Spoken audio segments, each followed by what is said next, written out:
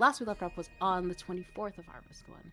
Previously on Toss the Colors, the newly self proclaimed Squadron Wyvern was assigned a case involving a mysteriously murdered halfling man by the name of Timothy Farrell and his missing food prodigy child, Bosk. Through thorough investigation, you were all led to the popular frozen treat shop known as Swoggle Cool and discovered an anonymous brand of sugar that one of your companions recognized and connected to their loved one's disappearance. 1 second, the music's a little loud for me. Here we go. From the help of your contacts, even further investigation, and sudden sickly occurrences and aggressive behaviors rampaging your group and Pyre's population, you were all able to conclude that the city's food was being contaminated with a foreign substance by the name of zolocane, disguising as common crystallized ingredients. After some financial, legal, and moral obstacles, you all got the approval to set out into the continent to find the distributor of the substance in the Goblin province, known as Baton.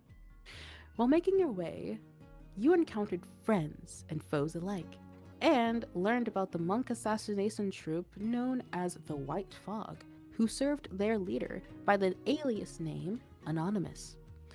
Finally, reaching your destination, you were led to a flower shop, whose nonchalant employee explained the true nature of the substance, being an unknown element by the name of uvium, and having the ability to turn anything it has been in close proximity to for long periods of time into crystal. He directed you to Exile Isle, where you found a factory of mass production and experimentation of uvium, finding the true culprit behind this entire operation being Falcon's foster family of pride-crazed dragonborns, the Lanos, led by the patriarchal figure, Brunko Lano. After a grueling battle filled with fire, venomous exchanges, a race against time and tests of self-worth, you all took the victory as Falcon transformed into a fearsome embered one, and Sergeant Crime and his partner Seraphina joined the effort to escape the crumbling volcano, with Nala and two in tow. As you all found a place to land, a touching reunion took place, as Falcon had saved her fiance from harm's way.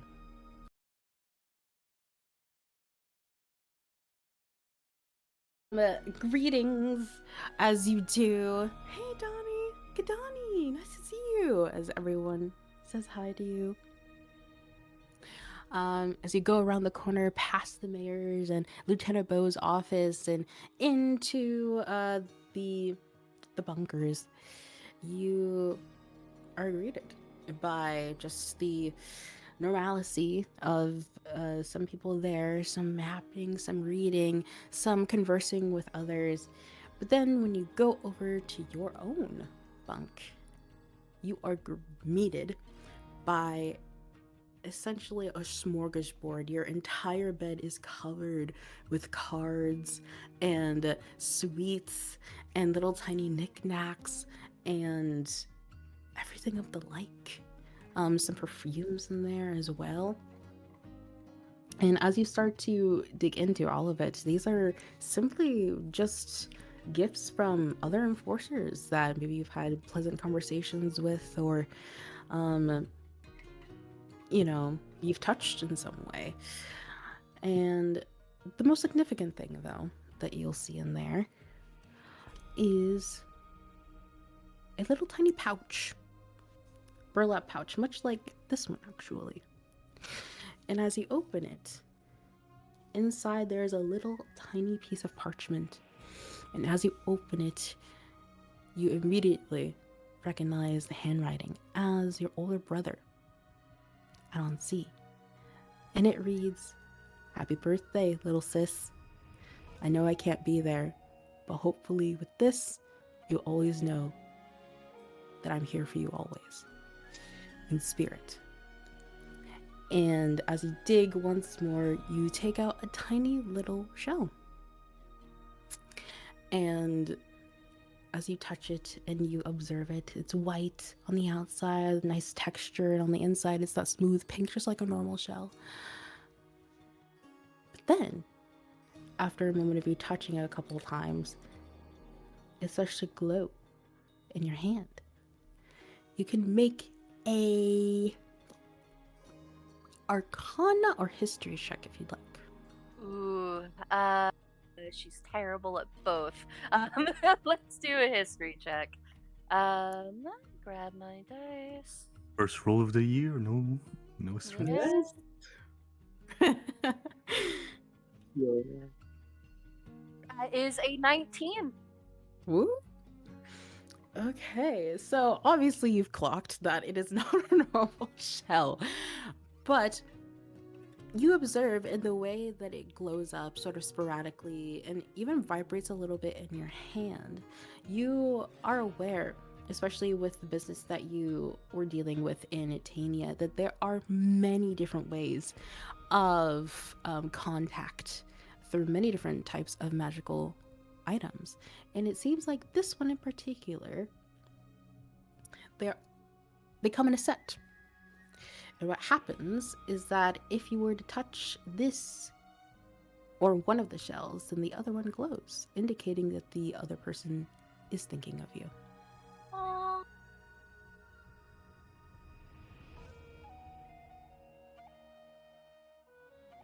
Donnie cups the little shell in her hands as soon as she realizes what it is, and it takes her a few seconds to realize what it is, but she does ultimately. She clasps it in her hands and holds it very close, and she is very much happy crying. I'm also not happy crying, whatever. Shush. And she holds it close to her heart. And she has set the flowers down, by the way, like on the little nightstand beside her bed. She holds it close, and also just starts organizing all the little gifts, reading through the cards and everything, and she's incredibly happy. This is probably one of the best birthdays that she's had. Yes. So as we leave that scene, we only travel a short distance to downstairs. As Lilia, who had glamored herself to look normal, turns to you, Drench. Wowzers. How was quite the adventure, wasn't it, old pal? As she claps you on the arm. That was very intense at sometimes, yes. What are you gonna go on to? Fame, fortune, solitary confinement? Out of the three, that last one seems most accurate, but not exactly.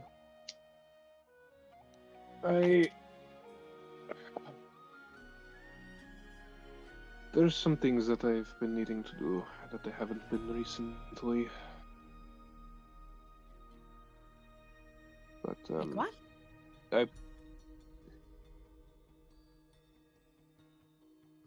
I've been needing to,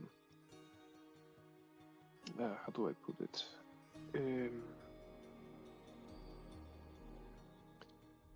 Commune with the ancestors, if you will, I guess. It's a thing I would do back in my tribe. We kind of did it together. Yes. I suppose I should sort of do the same thing. As you know, and she gives you a wink. I still have with an A on the problem skin A. What? With an A on the problem skin A.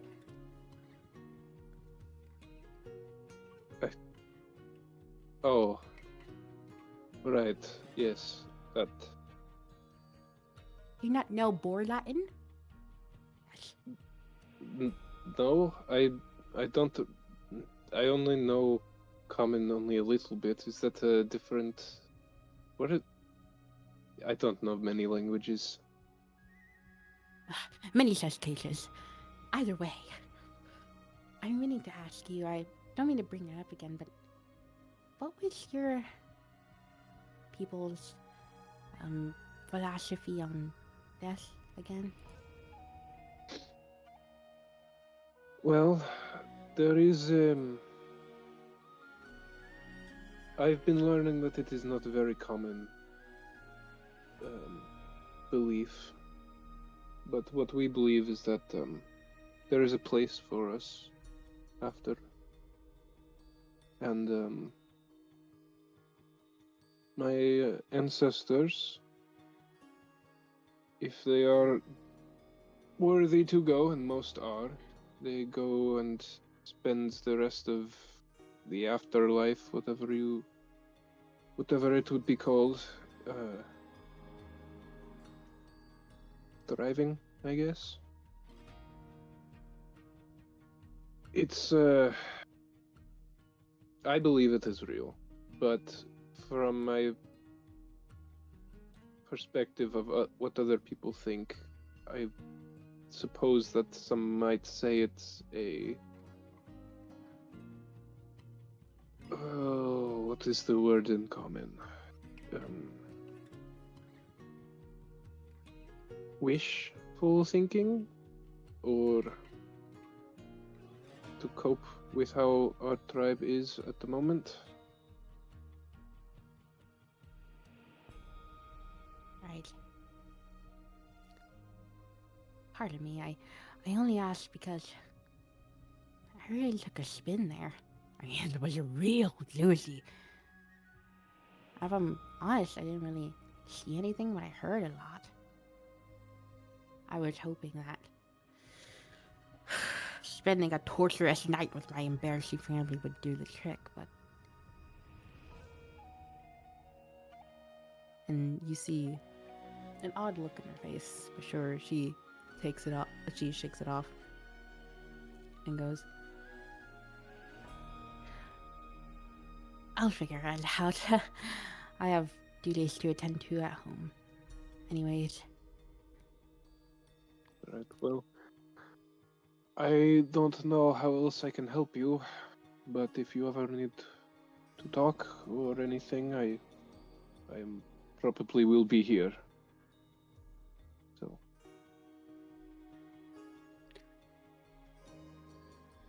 Much gratitude, Drench. Well, I suppose it is goodbye for now. Take a break. I think we all deserve it. Indubitably. And she salutes you, turns around, marches right out the door. When she shot, he just whispers to himself, he's like, I still don't know what that means. And we take ourselves away from City Hall.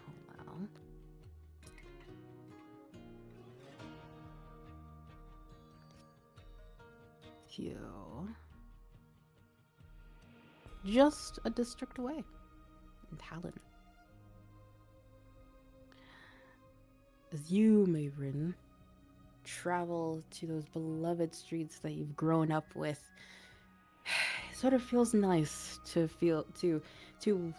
be in a place that is so incredibly familiar after being away for so long in new places and new people and seeing criminal activity that you have no business about.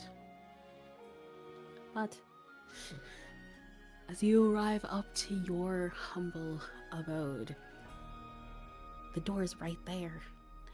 And as you're about 10 feet away, walking up, the door opens by itself. And as you look down to see a elderly looking dwarvish woman with tannish skin and a little bit more of a formal attire with a briefcase, as she smiles and looks back and goes, we'll definitely talk about this at another date, but please do take care of yourself. And close the door behind her And as she walks, she sort of minds her business and just gives you a nice smile as she walks past you. Hello. I'm just gonna go inside. A little hesitantly. Okay. Oh, by the way, it's like a little after mid-sun. Forgot to mention the time of day. Okay, so you open the door. You open to the back of your father's head as he's kneeling in front of your mother, looking up at her as she's sitting on one of the armchairs, looking down at him. You can make a little insight check if you'd like. Oh, I would love to. I'm gonna use this one. Oh, that is a 19 plus nothing, so 19. Okay, so you're not able to see your father's facial expression, but you see him kneeling before her with his hand wrapped around hers, sort of rubbing it a little bit comfortably. And as you trail up to your mother's face, she sort of has a bittersweet smile on her face as you see her hand on her lower abdomen. But then she sees you walking in. As her face lights up and you see her smile and your father whip his head around and do the same, you also notice in this insight check the age of both of your parents. It's not like they've really changed, but after not seeing their faces for so long, we're getting to notice how much, for lack of a better term, how much humanity has been embedded inside of these two individuals. Mavrin! Oh, darling, we missed you so much. And they both just like completely tackle you in an insane hug, and it's warm and it's familiar and it makes your heart flutter in a different way. Just for a moment. Now's not a good time. I can certainly come back later. What nonsense, what are you talking about? As your father keeps holding on, but your mother steps away. Thank you so much for keeping in touch. You know, anything could happen out there. You know, poisoning, you know, a stabbing, a shooting of an arrow, or, you know, a disease, or I a took your kidnapping, advice. perhaps. It's alright. I'm here. See? No worse for wear. You're correct. You know, back in the day, if somebody didn't communicate to the community within a certain period of time, they would just pronounce them dead. You didn't pronounce me dead, did you? No, but your father did at one point. As he chuckles, I was just frustrated. It's all nothing crazy. Speaking of crazy, how was everything? What was it like? Did anyone hurt you? No, it all. Nobody hurt you, did they? It went quite smoothly, lying through my teeth. Okay, you can make a deception check. Yeah. Yeah, you know, I mean, pretty much everything went according to plan, and why do I always roll so bad when I lie to my parents? 15? Ooh, you just beat their 14. Okay. Oh. Okay. Well, you're home now, and it seems like she does not have a scratch on her. I knew you could take care of yourself, darling. Most of the time. Most of the time. But I am starved, so that I think we can fix. Oh, yes, absolutely. And your mom rushes to the kitchen and she whips out your favorite dish of all time. She goes, fresh out of the stove. just for you. Alana should be home any moment now. If you want to sit down at the couch, please rest. I will serve it to you. Don't mind if I do. She's gonna plop down on the couch very unceremoniously. Darling, do you want to tell her the news? And your father goes, oh, yes, right. I left you on sort of a cliffhanger there, Yeah. didn't I? Well, I was working the other day, last Yossel Day to be specific, and I had a professor from the university approach me, and they had heard of my work and of my family's history, and essentially were negotiating some sort of arrangement in which I would teach at the university as a visiting sort of eclectic class teacher. Don't know what that was all about. Thought it wasn't real and it was some sort of scam at first, but no, it's legit. And he goes over to the side table and hands you a parchment that's very nicely wrapped, and you can very much recognize that it is an official seal from the university. And as you proceed to read it, is like, oh, blah, blah, blah, blah, blah. Dear Bertrand Dinlayan, we've recognized your talents. We humbly request that you accept our offer. Yada, yada, yada. 100 gold pieces per class. This is incredible. This would change our lives. It absolutely would. But your father's having some doubts. Okay. What about? Well, it's just, if I take these classes, then it would be less time at the shop, and I have, we have locals, and what if it doesn't go well? A lot of things, but none of them matter. I will be taking it. It's just unfamiliar. Well, if you're taking it only for the money, I wouldn't do that. We can figure everything out. But if you really want to do it, I think it could be a good opportunity. Oh, no. He's taking it. I mean, we've had discussions about this already, but I think this will be good for all of us, not just financially, but getting our names a little bit out there. I mean, it wouldn't hurt. But I mean, we're not completely closing down the shop, are we? Well, that's a little bit of the problem. If I'm going to be receiving this amount of money, then theoretically, financially, we'd be able to afford an extra person to help out. And then on top of that, I guess it wouldn't do me completely wrong to work with the youth once more. Yeah. I mean, whatever you want to do, I support wholeheartedly. Ah, thank you, Miss Dinlayan, your mother says as she walks over to you and plates it up. What is on the plate? Probably some quinoa, maybe a nice white fish, some lemon juice on it, and hopefully a cup of tea. And lots of veggies. And it's at this point that the door opens again. And your sister comes running in with a backpack around her shoulders and a piece of paper in her hand. She goes, Mummy, Daddy, look, I passed it. And then she hands the paper to Mom and she goes, oh, wonderful job, darling. I know you could do it.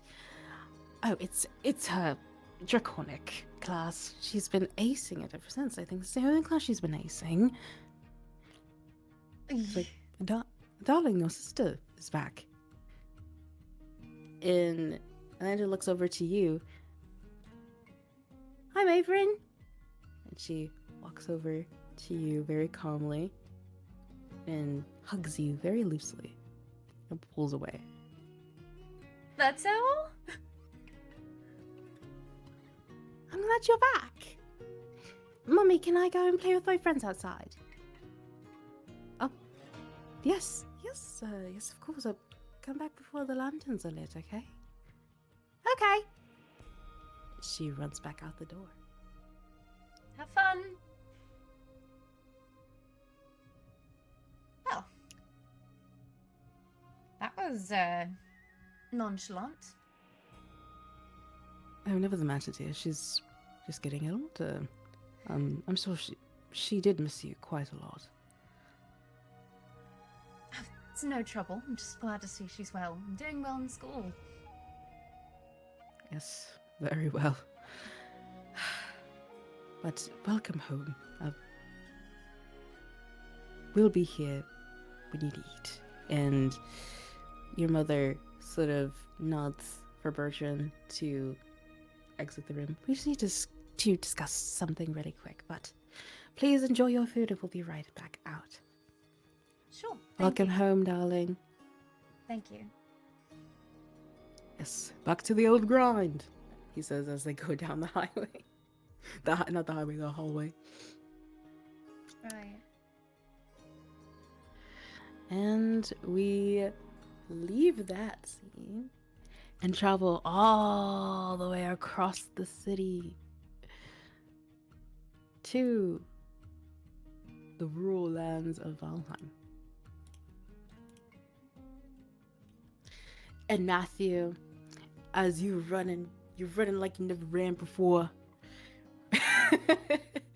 The wind whipping in your hair, people looking at you very strangely as you do so. You finally, in the distance, catch a glimpse of your home. Same sentiments of the familiarity and maybe a little bit of the stress coming off of your shoulders as you approach your home. And as you're getting closer, you hear the little ha! Ha! And the shouts of command from Siraj from the backyard. What do you do? As a habit, Matthew will check if there's any letter in the mailbox. You can already see that it's from today or yesterday, depending. Oh yes, so actually, there is no mail in the mailbox, but there is a box in front of the door, actually, to your home. And it is addressed to Loretta from Corvell University.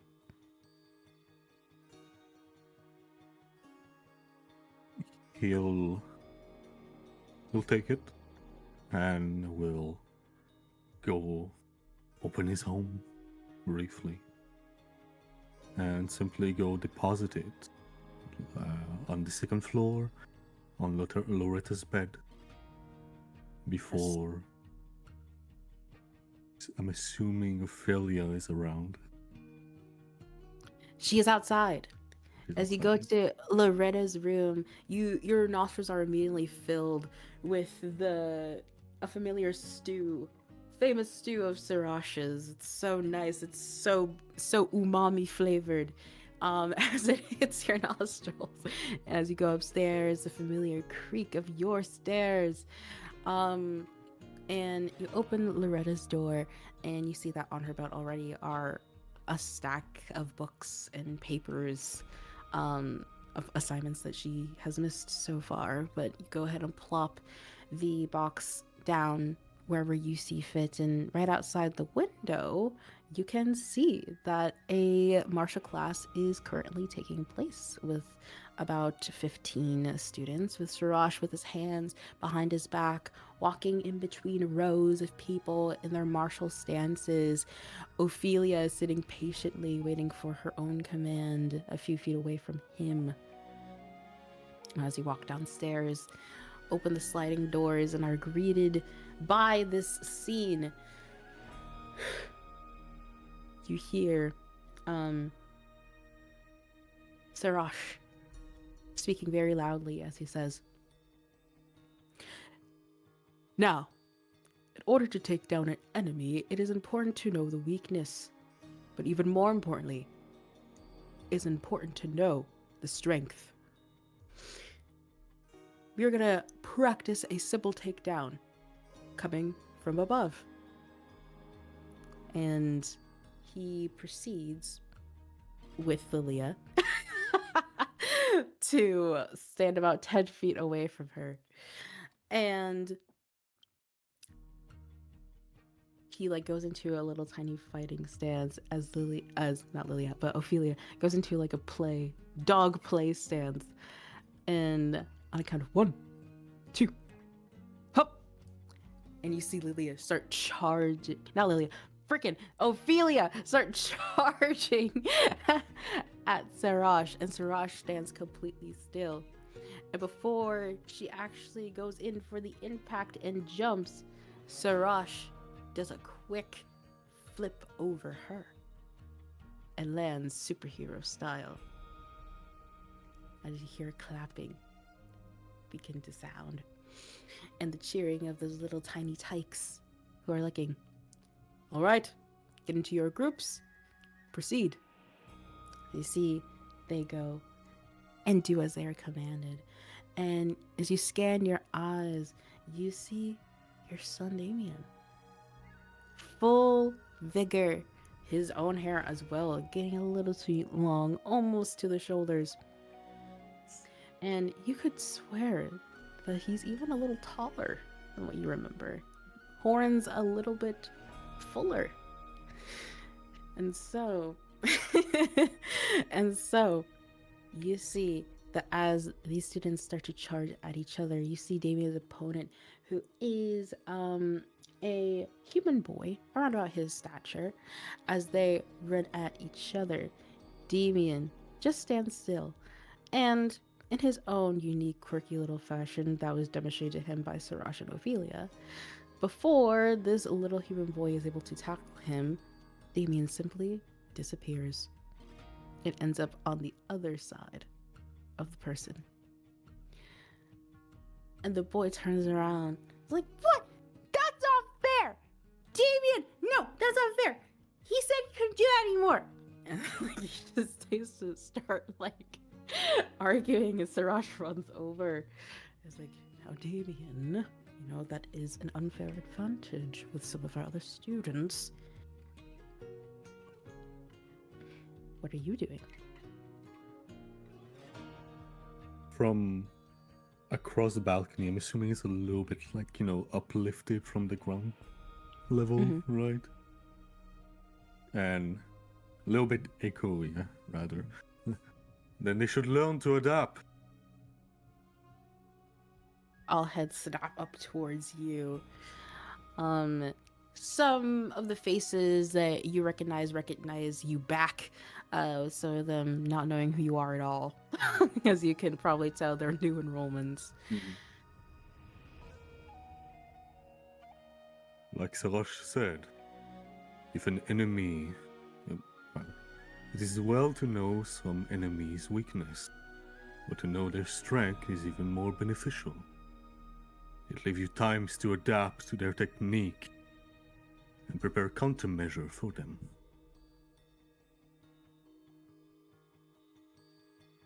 That is right.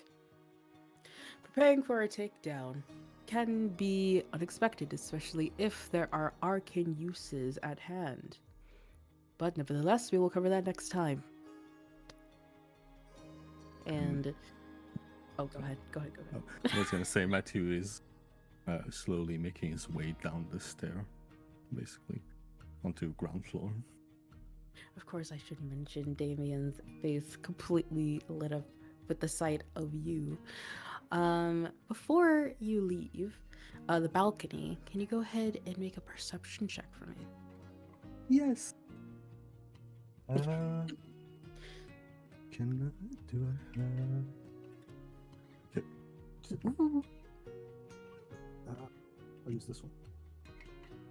Oh, okay, not bad. Perception. 13 plus 5, that's 18.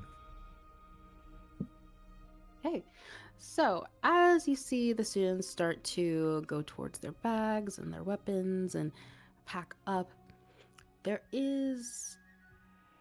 are students of all different races and age ranges between around about 9 to 15. One catches your eye. It's this teenage looking elven girl with long blonde hair and blue eyes. You feel like you've seen her before. Well, that's never a good sign with Matthew. like-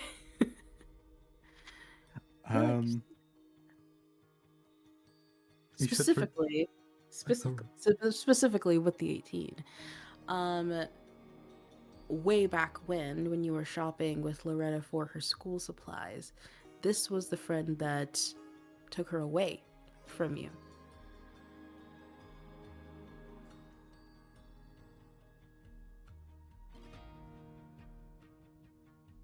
Ah, I know who this is. But Yeah. Matthew doesn't. And you actually see Damien go up to this elven teenage girl, and as she picks him up and gives him a hug and sets him down, as you can sort of see that they've grown somewhat familiar. What's his fucking name again? It's not Adam, right? Adam Voltry? Yeah, that's the same. Yeah, it is Adam. Fuck it is. But Matthew doesn't know. Right? Matthew does not know that it is Adam. No, exactly. I know. Not him. Ah. So, Welcome, Zila. Lucille. For being late, my grandfather kept me up later than I expected. That's okay. Continue, Brandon.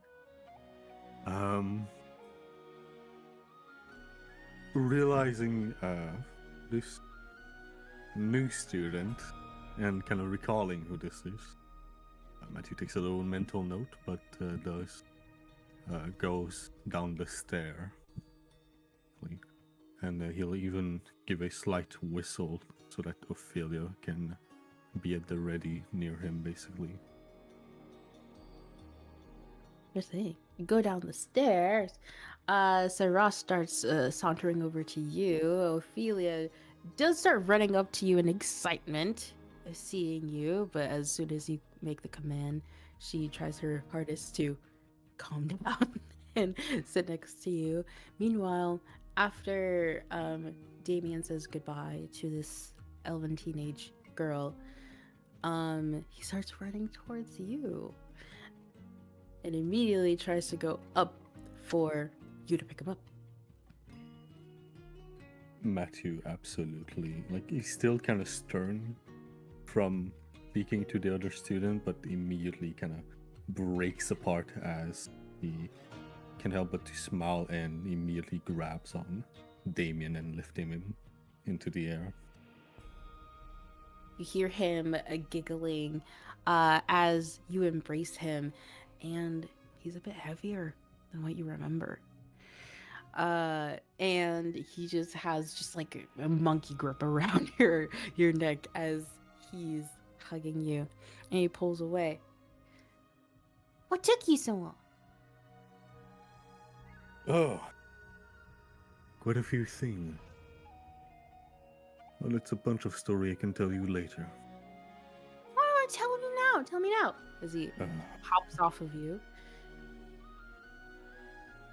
Let's see. I went into a volcano. What's a volcano? Is there not one in the Tiefling land? I thought there was. I thought there was. They I might thought there just was. have smart. Don't make fun of them. No. I'll show you in some book. We rode across a dragon's back. No, you didn't. Yes, I did. No. Those don't Everyone- exist anymore. They're only as stories. I would have thought the same only a few days ago. Wait, are you kidding? I'm not. No way! As he just like starts sighing, and Sarash just gives you a nod of acknowledgement of your return. Goes to the kitchen as Damien goes to the table. What color was it? How big was it? Where'd you go? Did it Its eat? Color is Yes. controversial. Did it eat somebody else? Did it eat Tanji? It didn't eat Tanji, unfortunately. What it was, purple and reddish in hue. It was about three times the size of the city. The size of the city? Mhm. Well, that's like almost 3 miles wide. Mm-hmm. Did you not see the shadow passing by only a few moments ago? No. You must have missed it. Dang it! He says as he slams his hands on the table. Surely must have been the wind. So, is there anything you wanted to talk to Sirash about? Sorry, what? Was there anything you wanted to talk to Sirash about? We kind of go. Sarosh is near him, I take it, right? Yeah, he's serving you guys up some lunch. Anything happened during my absence? Pretty usual. So, training a lot, helping Damien with his maths, as he could sort of tell with that deduction of the size of the dragon. He seems to be to- getting along very well with the others, as opposed to those moments that you just witnessed as Damien sort of puts his head down in shame. We've been talking a little bit about ego.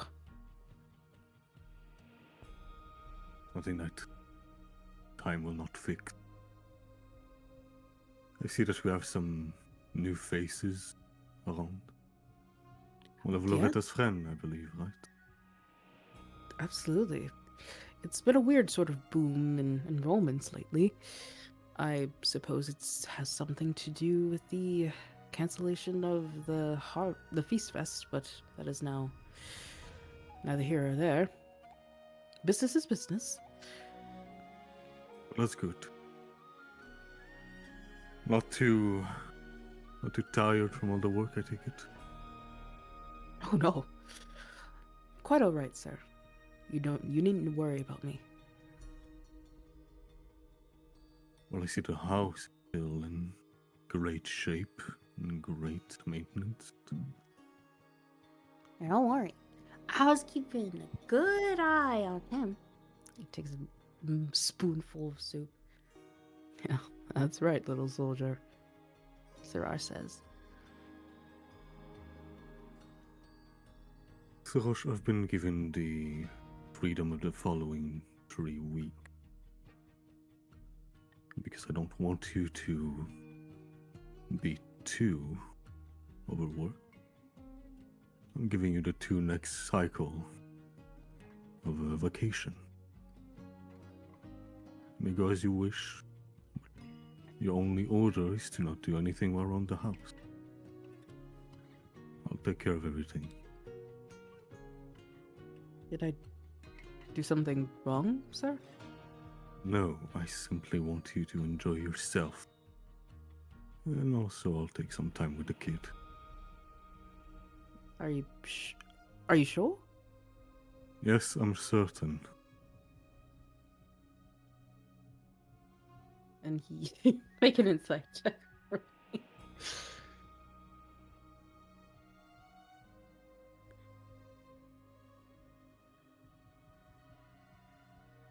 Inside, that's 23. He's looking at you and respectfully, with his eyes squinted and his brows furrowed a little bit, and his lip quirked in confusion, as he sort of scans your own face after you say that. And there's also a little bit of offense, maybe, in there, but He nods his head very slowly and goes,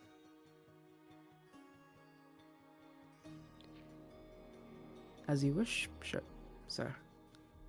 On, give me that look, old soldier. Enjoy the time. Well, I suppose I could take a little bit of a reprieve. Don't really have much outside of this house. Do anything you wish. You have to cycle.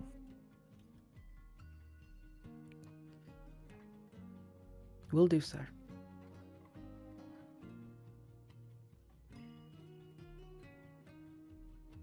Well, I think class deal need to be finished, if you wish to. Will do, sir. Welcome home. And we exit from there. We exit from there.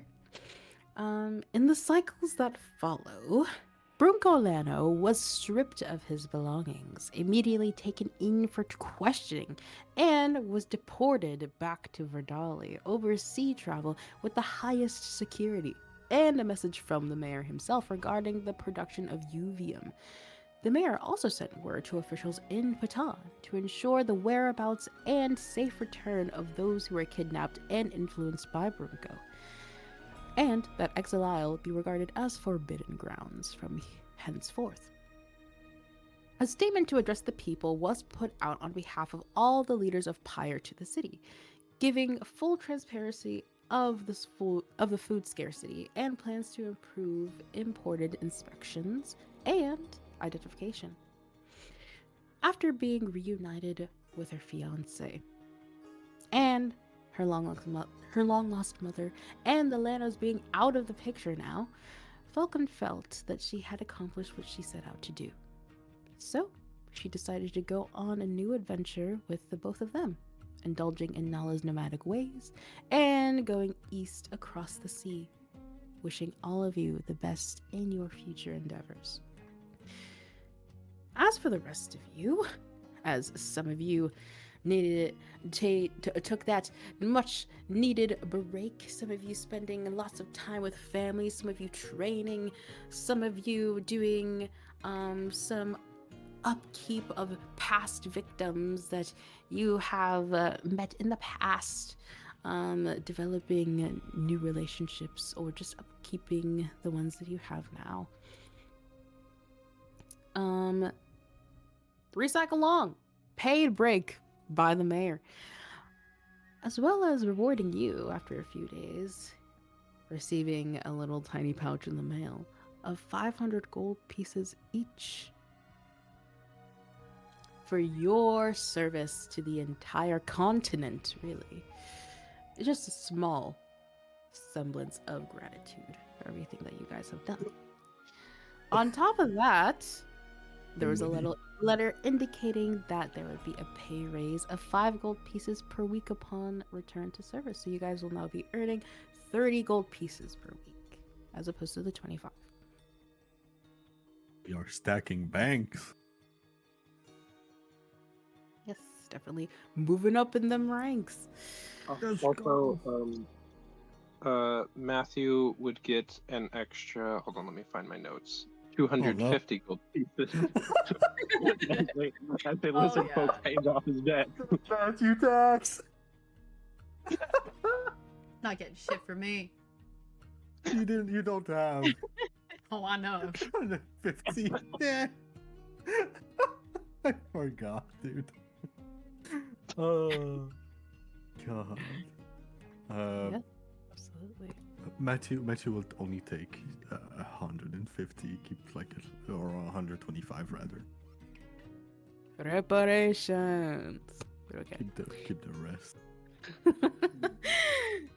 So, also in that little tiny letter of the mayor and the leaders of Pyre thanking you with money and just words of gratitude, he also did notify you that as protocol, you are you are all meant to have another mental health check-in before returning to service. And so now we are at Hallows Eve, the 24th of Harvest 2. As Kadani, you're back in the semi-familiar office of Dr. Breegy. Tapestries leaning across the walls still. The sun no longer casting a yellow sheen across the room, but now as the days have grown colder and more brisk outside, more of a blue toned is sort of, emanating in the room, as Dr. Breegy has a mug of some hot tea on her lap as she sits cross-legged and barefoot with a blanket across her shoulders, obviously having offered you any sort of pillow, blanket, or stuffed animal of your choosing during the session as well. As she nods her head and takes off her glasses and goes, "It must have been terrifying entering such a place so saturated with deception." Yeah, of course. It was a very, honestly, the whole trip was really scary. But it was our duty, and we had to do what we had to do. Absolutely, it's really admirable, really, and I hope you're giving yourself some credit for that.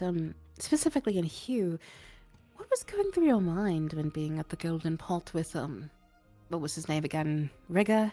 How did you manage the stakes of the situation? I mean, I trusted in Maeve and Tanji, though Tanji was a bit off in a different room. And honestly, our own skill and just making sure that we could try to get out of there in one piece with as much information as we could. It was a very scary situation, of course, because we were surrounded by humans that don't really like. And she gestures to her horns. But it had to be done, and we got our information, so we did great. Yes. Mission accomplished, that's for sure, and I know the mayor and the others have already said something, but it truly is brave what you've done. I mean, it can't be easy as a tiefling. Oh, it wasn't the first time I've had to pass through Blauville, and I doubt it's gonna be the last, unfortunately. But I've been taught, keep your head down, don't make a scene, and you'll do just fine. And honestly, that's kind of what we tried to do, or we tried to do our best in doing that in Blauville. But yeah, it was definitely a lot being there. Oh, absolutely. I mean, if I'm being a little frank with you as well, I mean, it can be a little exhausting, can it? I mean, with the groups of the oppressed, it sort of sometimes feels like it's somehow our weird responsibility to answer to the bad behaviors of the ignorant, isn't it? Like we always have to explain ourselves, or try to validate our existence when we couldn't control it. Do you know what I mean? Yeah, the necessity of being a good tiefling. I'm very well aware of it, yeah. And it's frustrating. It's, yeah. Absolutely. And so now the scene shifts a bit as we go to Drench. As you see Dr. Breezy with an extreme look of concern on their face as she looks down at her notes and then back up at you and goes, So, correct me if I'm wrong, but you witnessed your squadron debate on the best means of transportation across Lake Fracture and found a viable, safe solution, and then proceeded to be indecisive on the matter for the better half of an hour. What was that all about? Well,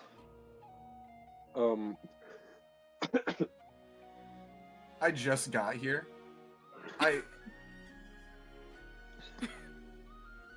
well, it was we have different points of view on how things should work.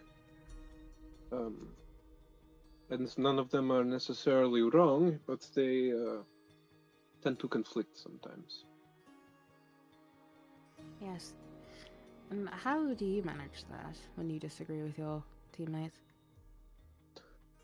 It isn't something that is new to me. Where I'm from, it's not really. Disagreements aren't uncommon, but we tend to try to be less aggressive about it at times. As it wasn't. It's not like. Yeah, how do I put it in common? Has it gotten a little intense with the disagreements? It only sometimes, not always. That specific moment was slightly unnecessary, but we got where we needed to go, so it's not a very big deal, thankfully. Oh, absolutely. It's great that you guys were able to come up with a solution regardless, but it seems as though this is a little bit of a pattern, don't you think, of there being disagreements between teammates that don't necessarily involve yourself, however, you sort of find it in your heart to mitigate, or be a, how'd I say it, as she says in Draconic, mediator. Well, I tend to take my responsibility where I go, and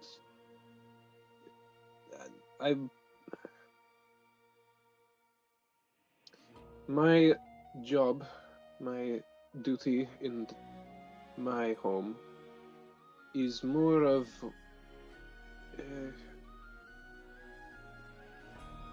one of protection, and while I'm not very much in the fray of if fights were to happen or hunting, I'm generally a someone who keeps people on their feet, and as a part of that, you kind of learn to help people keep people mentally together as well. Yes. But who is that for you? And as we leave that, we go on to Matthew. As Dr. Briigi has their legs crossed and takes a deep breath in. She nods her head. Yes, sir. According to our records, it has been quite some time since you immigrated to the city, correct? Like 8 years. Right. And I could imagine that traveling back outside your squadron was disorienting. Last time I left the city was 6 years ago. It was familiar in a sense, but like you mentioned, a little bit disorienting for the first few days. Were the intentions the same for leaving? I had personal familial interest.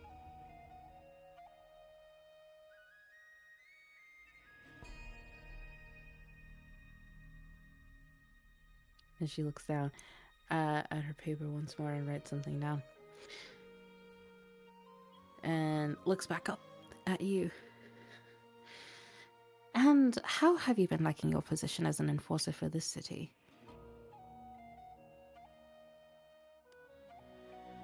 It's been. I haven't put much thought behind it. It's distracting for the most part. Distracting from what?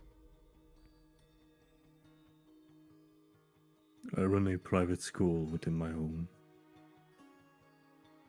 Being out into the city is refreshing in a way. Right, socializing and sort of touching grass, if you will. In a way, yes. That's wonderful. Absolutely. Changing environments, I mean, from Vaxilin to the city of Pyre. What was that? What was that like for you? You can imagine that the diversity is quite different. It's not simply a matter of accent from north and south. Absolutely. I do think it is quite admirable, just in general, but also given your background, you sort of laying down your sword for something that is so entirely, forgive me, backwards from what this city is.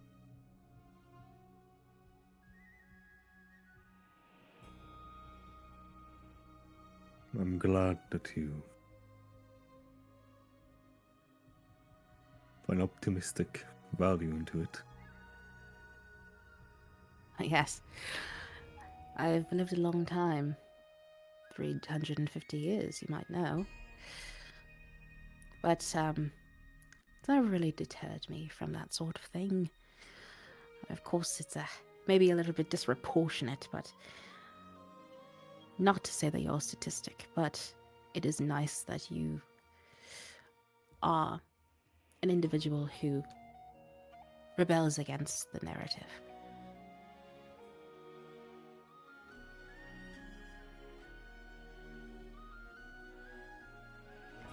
You learn a few things, being as old as I am, for a human that is.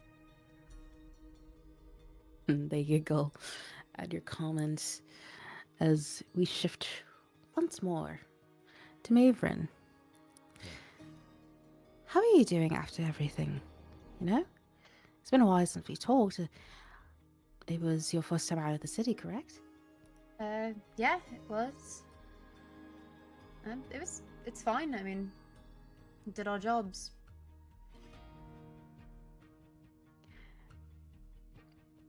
Anything to report and get off your chest? No, I think we did things as best as we could. Hiccups always happen.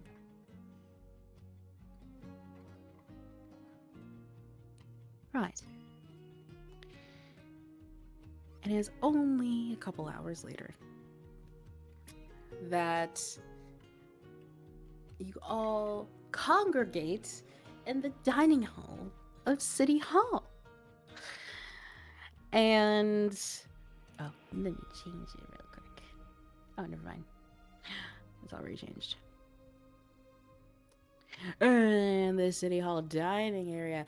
And it was only a couple cycles ago that the last time you were here, you were hearing of the calamities, of the situation at hand, of something that was uncovered, but now that you fully know, it was just a slow sort of contagion of the uvium that was ravaging the city. And as you all have noticed, that sort of like the food selections at the city hall are not as grandeur as they once were, at least for a temporary amount of time. It has gotten a little bit better, serving a little bit more plain things that maybe drenched to you is a little bit boring in your expertise, but it is simply all that the city is able to offer in this moment. And it is a little bit of a late sunrise as you all are handed the paper for the day.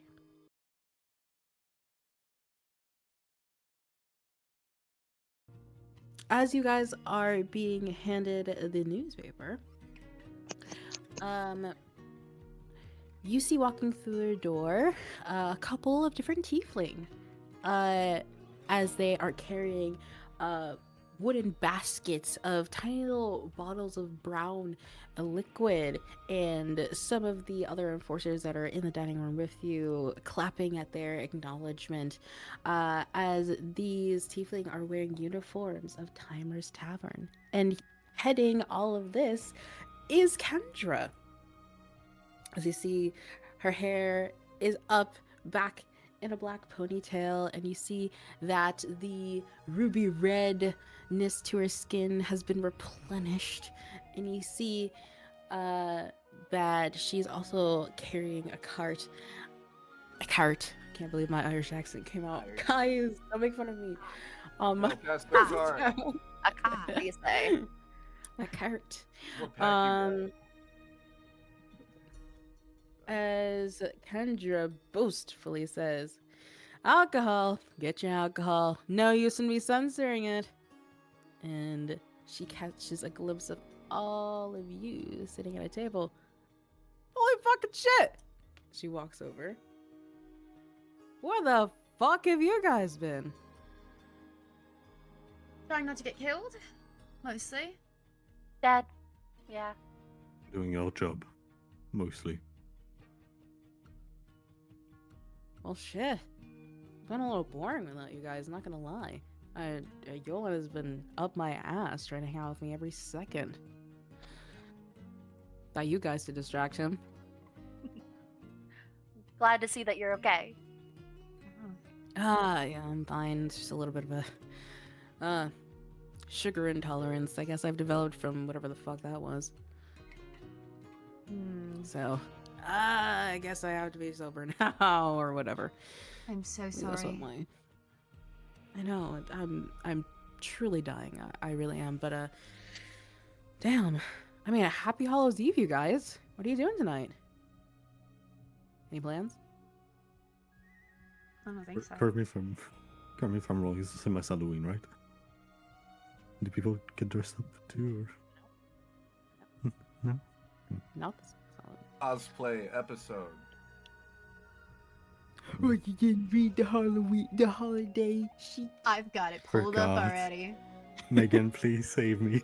Hallows I'm Eve. s- The moon and I know stars what have I'm proven to be doing. quite significant throughout the world. Given that gods do not exist in this realm, light and dark magic have often been attributed to tangible things like legendary creatures, people in the elements, etc.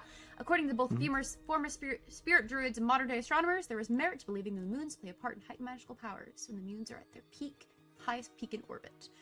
And this is Hallows Eve. There's like an increase in magic abilities. Why is my camera doing this?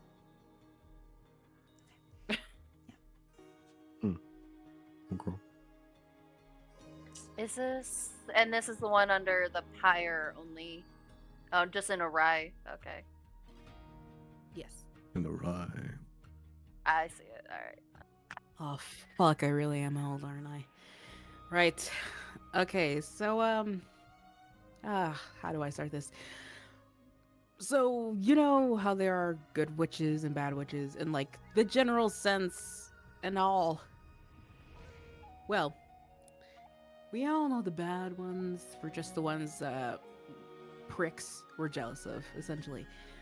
Well, since ancient times, those bad witches would be banished from their communities, but they would find their way to each other and make their own little fucked up families known as covens. You know covens, right?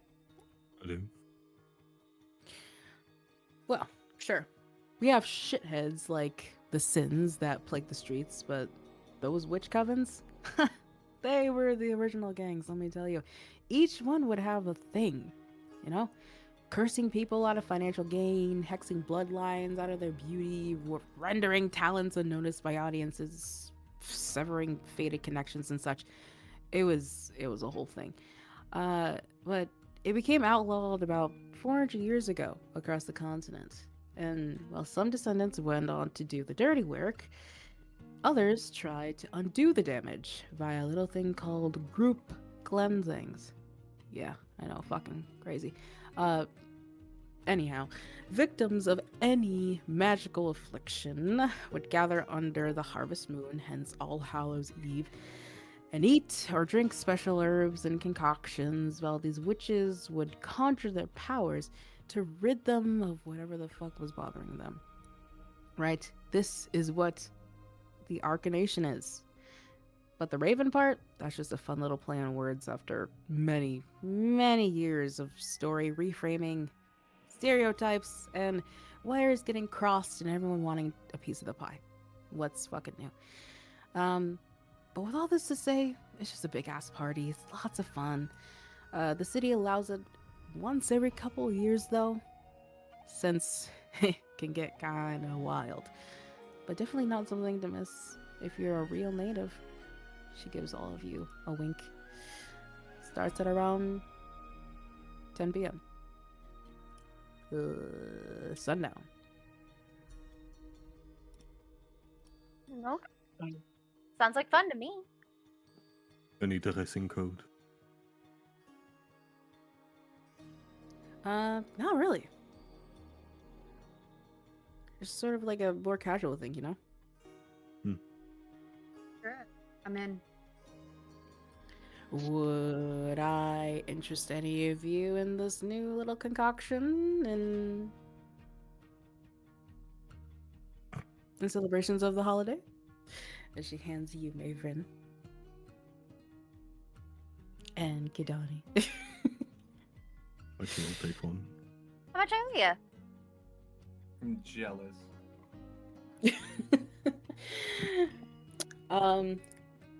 She goes, yeah, it's a new recipe of mine. It's called the Velvet Sun. Hope you enjoy it. I'll see you guys tonight. And she walks away. I just need to have the time to put Damien asleep and maybe I'll join up. I am not one to say no to free alcohol. All right. I think we could all use to let our hair down a little bit. I might not. Well, I'll probably join you in this. This seems interesting, but I don't know if I'll be indulging too much in alcohol and such. I want to use this night as well, if I can. Don't Fair. want a repeat of the Half Moon Ball? Oh, of course not. But, Well, Reg, what if there's undead activity again? What would we do without you? I will be accompanying you, yes, but I'm just saying I'm not going to be, especially like Maverin said in the Half Moon Ball, and he like stares off a little bit off into this, just remembering how drunk he got. A drunk This Grinch thing- is the best. I'm joking. Somebody That mentioned is- the half moon ball. You hear as Lieutenant Bo walks up to your table. Now, that is something dramatic. Donnie is hiding the bottle of alcohol in a pocket. Like she just like. I'm not. Neither is Matthew. Yeah. That was a dramatic reunion. Oh, you don't have to hide that. It's we welcome this for the enforcers is just sort of a, morale thing. Little fun thing. Gotcha. Okay. So, how was your guys' break? Welcome back. Busy. Yeah. That's one way of putting it. But I went in the wood with the kid for a few days. Sweet. It was quite nice. Mostly worked out. Spent a little time with my family. It's all wonderful things. Well, needless to say, you guys have really gotten some traction since you've gotten back. I mean, if you get any questions about any sort of rumors, you're welcome to answer them or not. Don't feel pressured or anything. But I just want to check in. Yes, enjoy the holiday for today, but it is back to work tomorrow. We don't have any assignments for you guys at the current moment, but that just means there are just some more paperwork to do. Lots to do. And thank you for doing the mental check-in with Dr. Brigitte. I know that may be a little tedious, but it is protocol. I wasn't familiar with it either until the mayor had mentioned it. And rest assured, everything that was said is confidential. We keep it right in the record room. And he points and motions upstairs. Did we pass? Say what now? Did we pass? Did we get a good grade in therapy? He giggles the most charming chuckle and he goes, I'm not really allowed to know that, but nobody is really. It's only the counselors and maybe the mayor if he really, really needs to know. But even that's on a pretty tight lockdown. I mean, the whole damn room is just riddled with curses and hexes and traps and all that. You guys can make a perception check if you'd like. Mm-hmm. Y'all playing ranked therapy? Oh, nat 1. Like, am I at least like out of silver? Yeah, am I out of silver yet? Can you at least like? Question. I'm asking on behalf of Meg. Does Meg get advantage on that because she knows Lilia was able to break into that? Sure, I'll give you advantage. I love you, Shay. That's fucked up. That's So fucked up. I rolled a 7. So Dottie does know shit. Perception, you said, right? You say perception or 15 insight? with my advantage. Thank you, Shay. I have 14. Well, it would have been an 8 if it's insight, so I'm fine with you. Mia, That is a 16. Mia, Yes. do you just perchance? I'm throwing that one out there. Perchance, am I gonna end up rolling a dice today? And this isn't a sarcastic question because we did talk before. Because we Possibly. Okay. It depends on how the I rest just want to goes, know if but I need my think box we'll have out some yet. time. Yeah, I think I'll have some time, but it'll be a while. Okay, so with your 14, 15, and 16, Bo continues to talk as he goes, yeah, it's kept really under tight wraps. It's a whole moral and legal thing. It was a huge debate in the Lexer Council a couple years ago, actually, about confidentiality and what is necessary to know about somebody's most deepest, darkest secrets, if you really want to put it that way. But the only people who are really allowed in there, like I said, is the mayor and the key holders. And as he says, the key holders, all three of you, Matthew, Maven, and Drench, see a goblin woman walking with a huge pile of papers in her hand as she goes in front of these huge set of double doors and waves her hand across it, and this just like sheen of red aura is broken down as she walks inside, and it closes shut tight behind her immediately. So, needless to say, I don't know. I assume that you guys aren't crazy given that you're still here. So, Try harder. Joke, of course. Because that would be bad. he smiles at you, looks you up and down, before he takes a breath and then walks away. Bye. And as he's walking away, goes, enjoy the evening. See you tomorrow, bright and early. Have a good day. Bye. So that was awkward. No. No. We've had the worst. I'm starting to pick up on how these socialized interactions happen. It is all very lots of silence. I don't think I should be the blueprint. No, I'm sorry. It was a bad joke. It's okay. Good at those. Evidently. Mm. Party tonight sounds great. Sounds fun, but like, we have like a history with parties. So I'm like, I want to go, and I am going, absolutely. But I think I might be with Drench on this one. I'm probably not gonna drink as much as I normally do. Though, and I say that, I know I'm a lightweight, so she like gestures to the bottle. Is like, probably not drink more than this. So depending on the company that they have around. Considering the air is like drunk on Hallows Eve, it's probably good that you don't need to be either.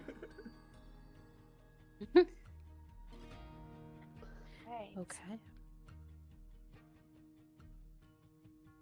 Watch out for undead. Make sure we don't kill anybody. Yeah. Easy. You would think. I should ask if we could have, if we can bear arm within the festivity. I always do, so... As do I, but it depends on the open carrying situation. Maybe wouldn't want openly to carry sharp objects around a bunch of inebriated people. That's very fair. Yeah. Hence the stick. And he points to his staff that's just leaning against the table. Good lad. Well, you have plenty of sharp objects on you, Drench, and she like taps her teeth. Yes, but they are very hard to steal, and That I is feel like I would know. That's true.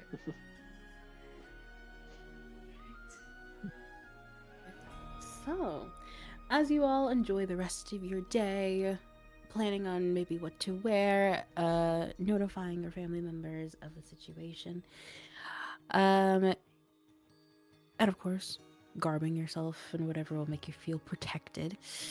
Matthew and Maven specifically, Siraj is actually attending this event as his last day on vacation. Because he is heading over to the Deland household, where him and Elandrin will be having a play date with Grilla as their babysitter, as Bertrand and Elisa are also attending this event as a date night to themselves. Not really unbeknownst to them that Maven is also attending. But yes, as the sun lowers in the west, the moons shine their faces upon the city once more. Those beautiful, beautiful moons.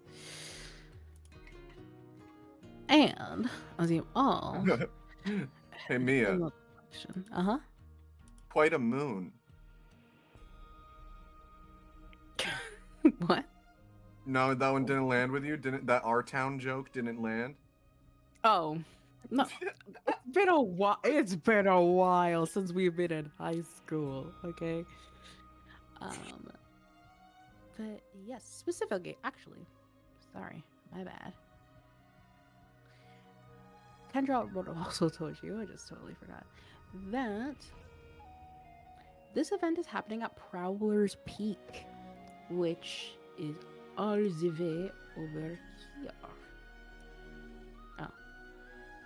I threw my token on the map. I'm gonna put it off the screen. Where Matthew is right now, that's where Prowler's Peak is. Oh god, the walk home is gonna be so long. You What have the fuck? horses, it's okay. You have horse, Oh my Okay. god. You have horse. Do you have Uber carriage somewhere? Goddamn. You can order a carriage, yeah. Oh my god, you've got fucking feet, soldier. Dog. Yeah, but they don't work so well while I'm drunk, you know? Okay, get Drench to carry you. You know? Look at Piggyback Hanji ride. all the way over there. Not Look at this participating in lonely the ass. party. Tanji promised to take care of the house while you shouldn't let her go. So, okay. All So, the parents having date night. So, All right. just to be sure, you said did Siraj bring Damien to the lake, or yes. So Gotcha, while you okay, guys okay. were traveling, because Maven Yeah. lives in Talon, so it's on the way. gotcha. So yes, dropping Damien off, meeting Maven there. You pick her up, while Drench and Kadani head on together. And you guys meet somewhere along the way. You guys are all walking together. What's everyone wearing? Oh man, Pinterest, my ally. Where are you?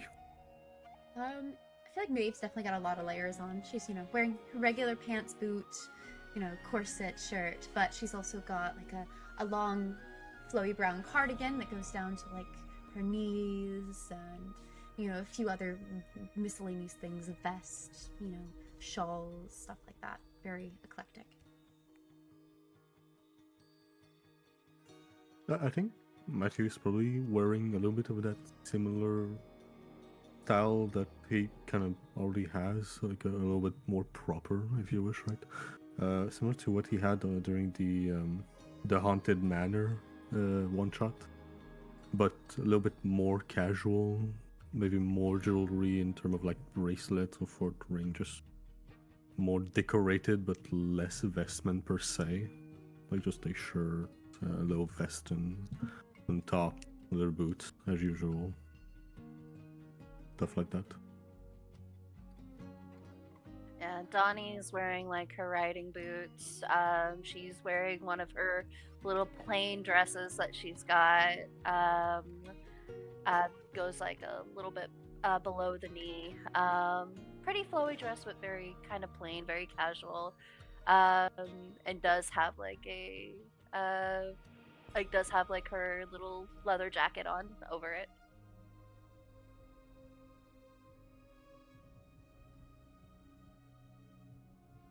Yeah, I didn't know you had to dress up for this. You don't have to dress up. Some people Drench is don't probably- dress. Drench is probably wearing the same thing as usual, but more.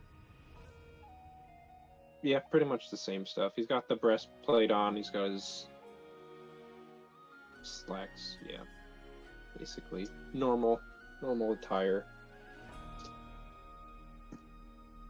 Okay. Donnie go ahead. does have her violin, but it's in a case strapped on her back. Right. Right.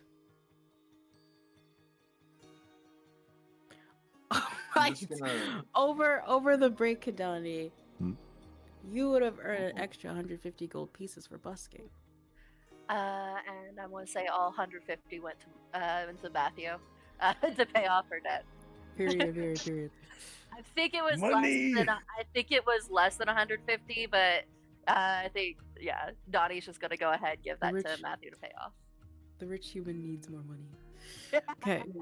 So, okay. So, as you all travel with each other in your little outfits,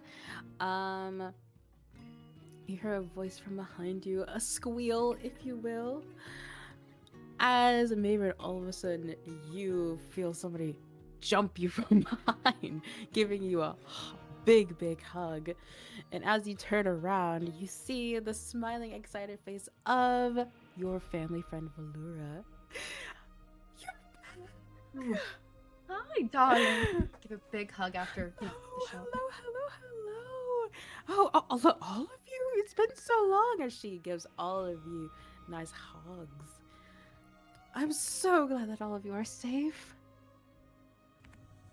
How's everything on your end, Gaia? Ren?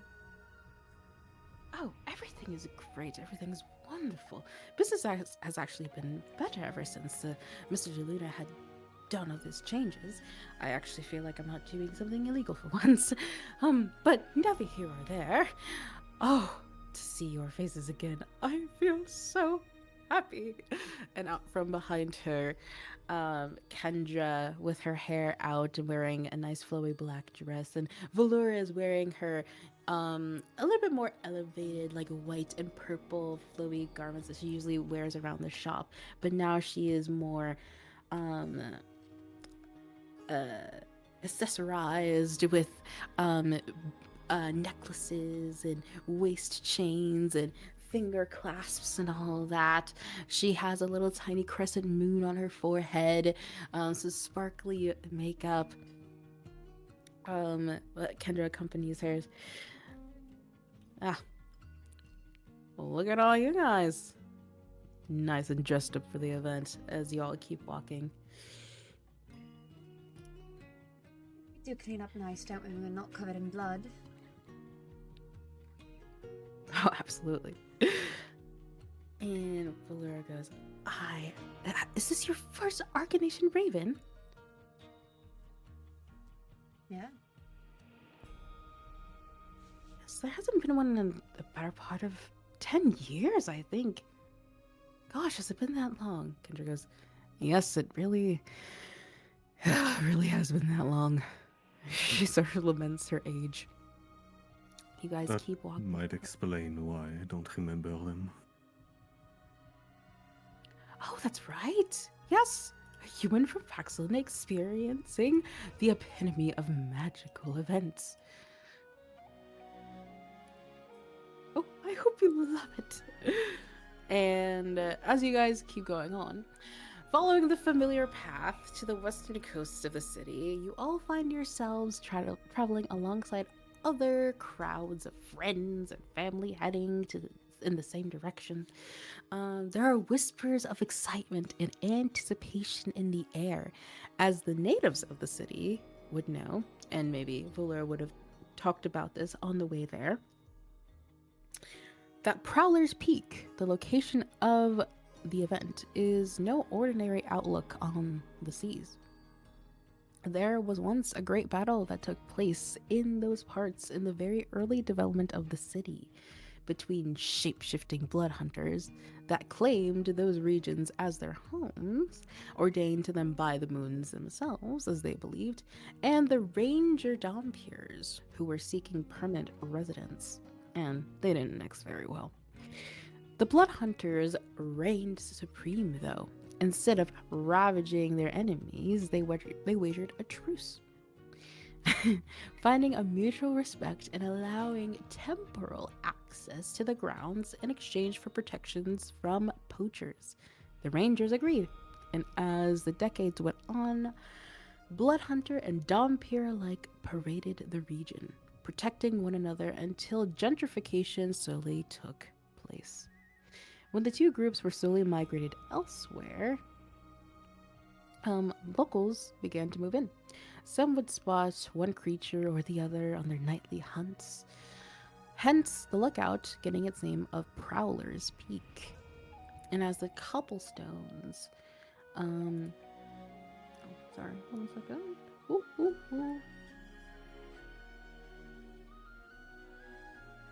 Okay. And as cobblestones turn to damp sands underneath your feet, and the breeze is coming with an extra bite to its presence, the hum of clapping drums and merriment graces your ears.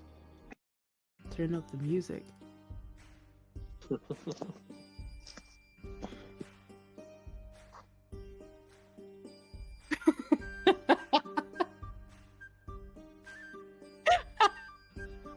I love bardcore music.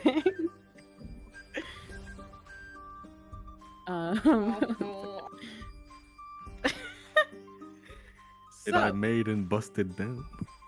How do you expect me not to throw ass, Mia? You can do whatever you want, bestie. So yes, a magenta and purple glow igniting the skies as the moons shine their faces on the scene that is now before you. And now here is a scene change. Nothing crazy. Just the most beautiful beach I've ever seen, but you know. Uh, Yo, shout out Malaysia. um, crowds of eccentrically dressed individuals garbed in dark and flowy fabrics, cloaks, long, pointy hats of eclectic variations, gripping wands, staffs, or sturdy leather-bound books in their hands as they gallivant between beautifully designed tents. Small puffs and sparks of brightly colored magic missiles occasionally strike the air. The sounds of whistles, the smell of earthy herbs, and the feeling of adrenaline hitting some of your nervous systems come about. Getting a closer look at the people around you as you enter the fray. People's faces are painted with different symbols, runes, or sigils of arcane status. What really catches the eye is that at the center of it all, there lies a very large bonfire, its great flames perpetually changing colors of green, yellow, and pink, and black, and purple, as you see people throwing pieces of paper or vials of unknown substances in it. And it is also then that you are approaching the bonfire that you see the back of the heads of Elisa and Bertrand Dindleyan as Valura calls out to them.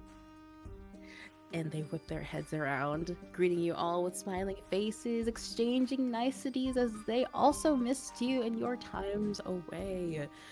And then you hear, "Oh shit!" You turn your heads once more, and you see a topless Jerush and Yolan as they head towards your direction.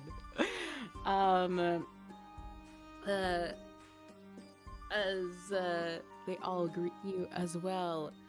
Welcome back, you crazy fucking bitches! How have you been? You know, well, good to see you. Nice shirts. I can see the festivity has already catched up to you. Oh, it's All Hallows Eve. It's about being natural. It's about catching a vibe, you know? And Jerush just like shakes his head. I just listen to what he says, but it is quite fun being a little bit more free. Matthew is looking respectfully, of course. Brent is looking at Matthew with the I know Franz is not here, but he's looking like a damn wolf and a rabbit right now. Understandable. Yes, this is indeed just a time to have fun and let go of everything that's happened all throughout the beginning of the year, Valura says. Oh, there's so much to do. There's pin the knife and the chicken. There's a sacrifice the lamb. Oh, there's potion making. There's broom making. There are flying lessons with the broom making. Ooh, all of those sound fun. Yes, this event Oh my God. is our oyster. And you see Jerush being pulled towards the bonfire by Yolan. He's like, "This is my fucking song. We have to go." Mia, I need you to send me the link to this song because I have a playlist of covers of Low, and I need to add it to it. Of course. Oh shit. this is very interesting. But not unexpected. What'd you say? That was interesting, but not unexpected. I'm having fun. Val goes, "Oh wait, before we all disperse, come close, everyone." And as Jerush, and Yolan, and Elisa, and Bertrand, and Sarash, and all the rest of you come near her, she grabs out from her little side packet a little tiny bag, and she pulls out a parchment wrapped sort of square looking object, wrapped object. She goes, "So, as much fun as this can be, some people are a little crazy, and so I made these for all of us to consume. And she unwraps a bunch of paper, and you see a brown looking pastry known as a brownie. And she goes, "These are third eye brownies. They're made with, sugar, butter, cocoa, but also lavender, lemon balm, and honey, and a little bit of my intention. We need to be a little bit more keen on this night. As much as it is about goodness and bringing abundance, some may have the evil eye on one of us. You never know." And she Thank offers you. each of you one. Do we eat the whole thing? Or... Oh, yes, they provide protection and insight. Chowing How down. long Well. do they last? It's already gone. It's already gone. She's already swallowed it long before the even explanation. I might play this for later. I appreciate it. I'm not gonna show you the thing. Did you say? What did you say? Am I You're just really a flying? You're underwater. I think he was saying he was gonna save it for later. Yeah, that's what I heard. Yeah. Yeah.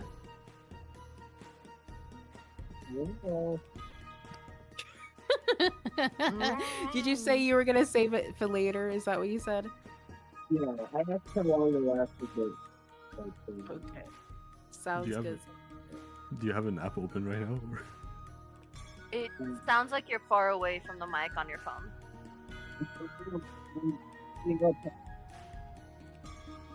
That's okay. That's okay. I'm sorry. Maybe it'll come back in. But yes, all of you take a bite as well as your other companions, and it tastes like a brownie should. It's chocolatey. It's moist. It has that little tinge of honey, and it has that little bit of texture from the lavender, but you can't really taste it at all. There's a little bit of the notes of the lemon. Then afterwards, Drushka. Okay, well now this is my bread and butter. Now we have to hit the dance floor as they disperse off. And Bertrand and Elisa turn to you, Maven. As Bertrand says, "Whatever you see, you didn't." Just walks Same goes for away. you. Gross. At least you know they love each other. Yeah, very much. Very much. Well, a lot of the places sound really fun. I'm really curious about the broom riding and the potion making. And there was what was there? Sacrifice the lamb. Oh yes, sacrifice the lamb. What that is pretty much is a fun little game that you play. If you write down your intention for the rest of the year, what you have to do is take a little tiny piece of lamb's fur, or coat, my bad, and you have to wrap it up in some twine, and all you have to do, throw it in the fire. I like that. Oh, I like that. I've seen some variation of it. What was that, Jen? Well, Right. yes. It doesn't go.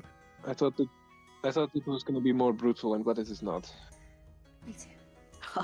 Such is witchcraft. Kendra goes, "I think I'm gonna get some witch's brew." She walks away. Going to be honest, sir. I don't know if I can contain myself. Then don't.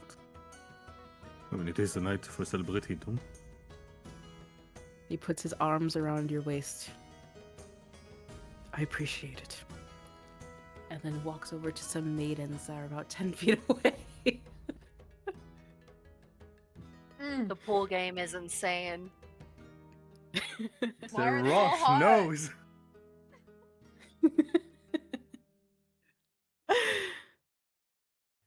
So, should we do Yeah. sacrifice them first? Sure. I like that. Yeah, let's go. Certainly. Yeah. Always down for a bit of sacrifice. Why not? Let's go. Indubitably. Wonderful. Let's go.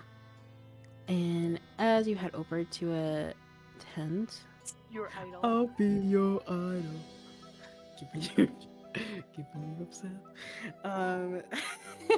So, as you guys walk over to a tent not so far behind, you do have to wait in line just a little bit before you were handed a little piece of parchment that was ordained in a little bit of what's it called, rosemary oil, a piece of twine, and then a little tiny little chunk of like cotton lamb coat, and a tiny piece of charcoal. Lilor proceeds to explain, well, you know, in witchcraft, wizardry, if you will, fire is one of the most powerful elements out of all of them. It has the ability to both ignite life and take it away. Not to be confused with water, as she points towards the sea that is on the outlook. That's a little bit more nuanced, more about going with the flow of things. It's about emotions. It's about being connected to oneself and intuition. But fire is about passion and certainty. So, whatever you write down, make it count. Are we to write down questions, or what? What is like the premise? I guess. Oh, You need sorry. a little reminder. Yes, so an intention essentially is something that you want to achieve, right? A life that has not yet been lived but would like to manifest. And please do write it as if you are already living within that universe, if you will. For example, my daughter is safe and sound at all times.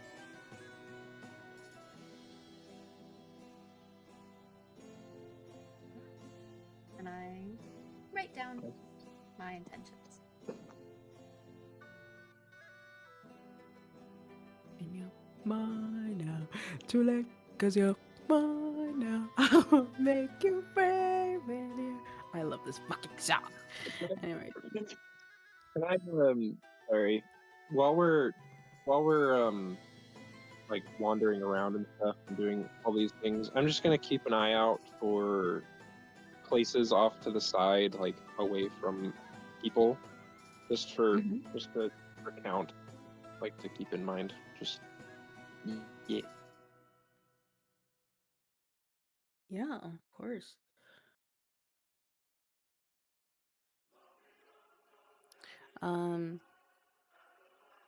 He's gonna play. That's the regular. Sorry. Beat. Oh, it's grooving. As you say that, you look over toward the dance floor. Your mother's all over your father grinding. But anyways. No. I guess I am drinking tonight after all. Oh, that is a sight to be forgotten. There we Yeah. go. At least they love each other. Right? So yes, she casts it into the fire, and it turns that very same lilac color. She turns towards you all as you catch a glimpse of Jerushin Yolan dancing in the background. Your turn, she says.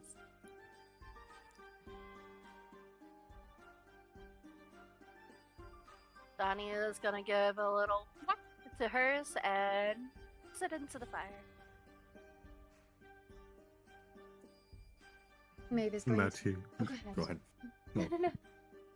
You! Fine, okay. Maeve will hold hers to her chest for a moment and then toss it lightly into the fire. Matthew will, message around the piece of lamp, and he'll hold it with eyes closed, and then it will already kind of catch fire from his prosthetic, and then they'll throw it into the greater fire to create a small explosion, if you wish. Now, doesn't that feel so much better already? As she starts to do these like very fluid motions with her own body. Well, enjoy the festivities.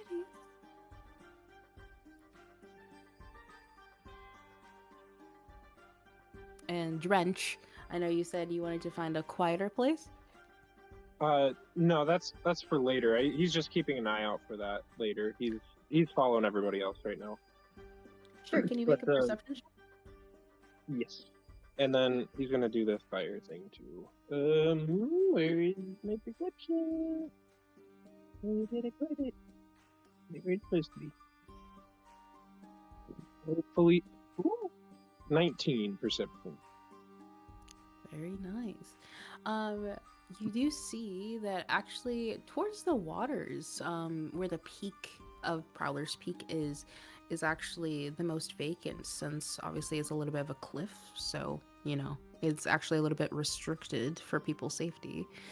There's even a little sign that says no flying or jumping at any time. He's gonna keep a mental note of that when he sees it, but he's gonna continue on with everyone else. And he'll walk up with his note to the fire and hold it in his hand and just stare at it for a second.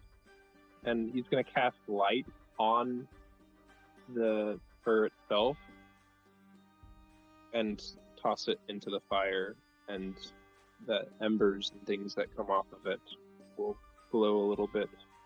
They fly away. The guys are showing off.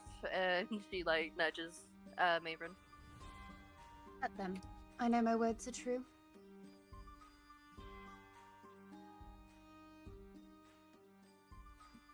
He'll smile as they float off and then turn around back to everyone else.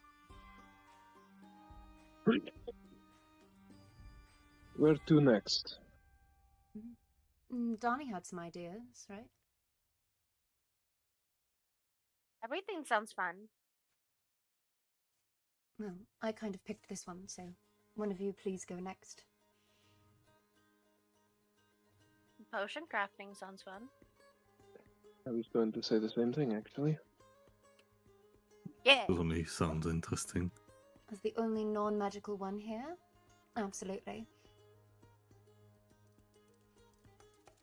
Okay, so by just gathering in some information, you guys walk along a little bit further away from the bonfire. Well, actually, quite a bit away from the bonfire, and see a big crowd on this bigger tent.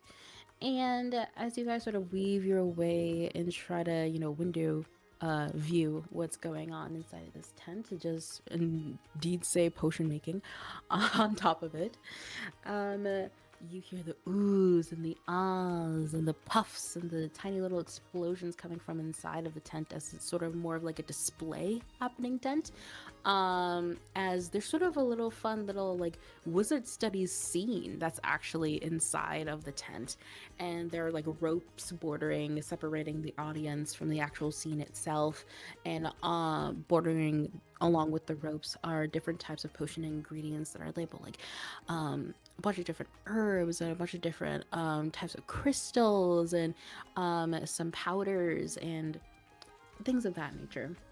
And there is a performer on the inside of the tent, sort of wearing a sort of like jester-esque get up, has sort of like Harlequin colored hair, painted face, almost like a clown, wearing black, white, and red striped outfit, very comical in a way. And they are standing in front of a cauldron. As you can tell, sort of they're using a thaumaturgy to make their voices a little bit louder, as they say, "Now come one and come all, for potion making isn't quite as simple as it seems," they say, as they throw a little bit of black salt inside of the cauldron and it puffs a little bit of spark. As they continue, Now, potion is an ancient tradition actually stemming from the mystical, magical art of cooking. Yes, from simple ingredients such as potato, carrot, root vegetables, and water, along with salt and pepper, you got yourself a potion right there. All you really need is the love behind it. Or in some cases, the hate for those who you really, really want to screw up their days and their lives for.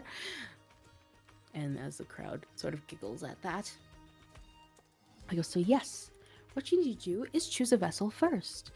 It can be a vial, it can be a bowl, it can be a cauldron, it can be a pot, anything of your choosing. Then you must choose a base. Are you coming from love, from friendship, from connection, from communication, from femininity, from masculinity? And as they point to different sorts of liquids that have labels within them. Then you add all the little workings in it as well. Certain herbs stand for different things. For example, for the ever so famed love potion, you of course want to have a little bit of the pink base, adding a little bit of rose in there, adding a little bit of salt, adding a little bit of lemon and lavender, all the good things, and of course rose quartz if you really want to give it a little extra kick. And then of course the ordained, or what's that called? I'm forgetting what the word is. Forgot it. I'm gonna say ordained, even though I probably know that's not the right word. This is just me as a DM. Ordaining. You choose a candle that is associated with your intention behind it. If we're continuing on the love potion, you would choose a pink candle. Lighting that, letting the wax melt over the enclosed vessel, and simply giving it to the person or consuming it to yourself, and letting the magic do its work. And as they sort of finish a little spiel and a tutorial on this, you guys are left to your own devices. Is there at least a specific intention that you had given? Well, there's a base, so it could be Yeah, the base, love, yeah. friends, communication, intuition, femininity, masculinity.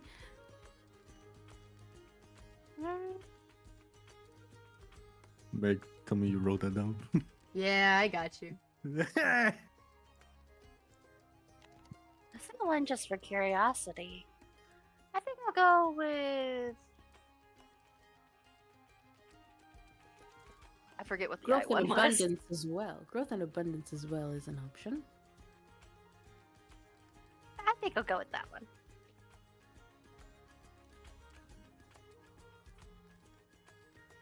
Okay, there we go. I think I'm going to go with intuition. What does intuition mean again? It's like Basically gut going feeling. with your gut. Your gut Yeah. feeling, right? Yeah.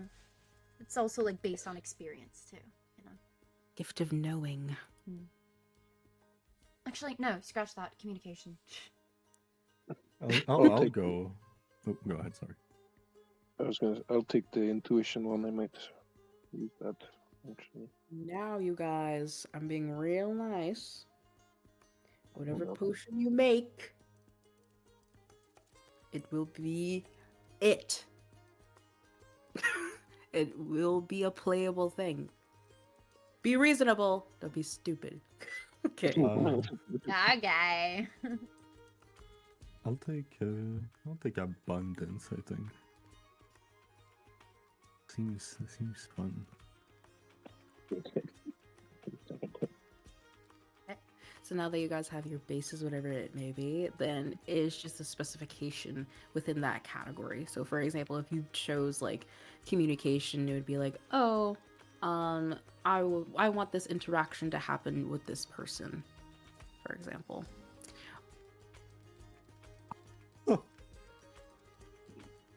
I picked well.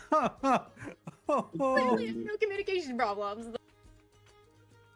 wow. You can't see my face, but I'd be shaking my head at you. I have Or an if idea it- of what you have. Maybe just Mine, avoiding Brandon. eye contact, but I see it. Or if it's like intuition, for example, it would be like you have a tendency to have a keener eye to social situations or a particular person, the intentions of a person. What about abundance? Yeah, why can you kind of orient yourself Abundance? with that? Would be a little bit more on the luck side. If it's abundance, it would be like maybe when you make investigations, you're able to find more things than the others. Donnie needs that. Kadani, do you want trade? No, she already grabbed an abundance. We Oh, you both have did? an abundance. Yeah. Oh. All right.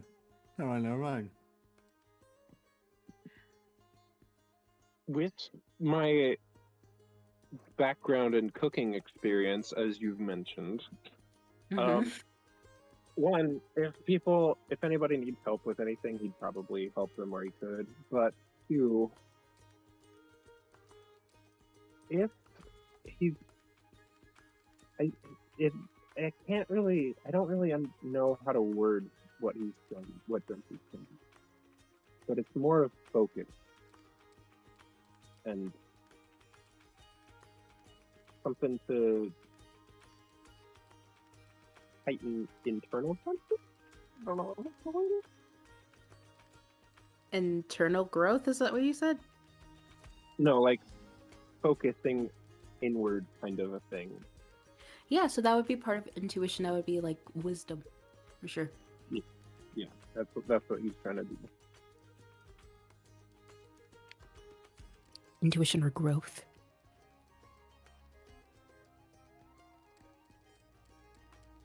Switching over to communication. It's such a good one. I am going for KJ for communication. Wow, y'all want to roleplay with me so bad. Wait, did you We put this? do. Did you put a list for it? Well, you can, if you, so wait, you can with communication you can kind of go for you drink it and like set into the world like this conversation will happen eventually kind of deal or Yeah, pretty Okay. much. yeah. Oh yeah. And yes, Dawson, in the general chat, Meg wrote down just like the different categories that I had mentioned. Yeah, the bases. The base. I see All that now. The broths of all of these soups. Soups.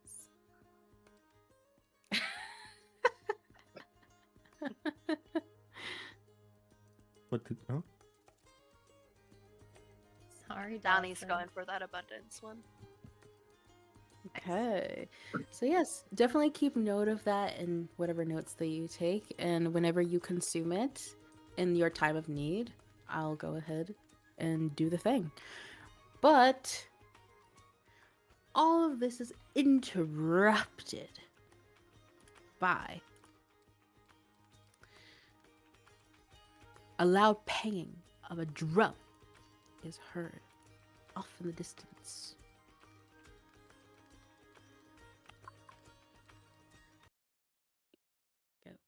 Stop that for a second. A loud bang of a drum is heard toward the bonfire. When your head snapped to attention to the source of the noise, as everyone else also starts walking towards it. You see a group of 8 female presenting individuals wearing dark blue and black skirts and cropped long sleeve tops, hair flowing in the winds as they all stand in a circle. You see that their foreheads are painted black, sort of fading into their eyes, with a blue line around their necks painted.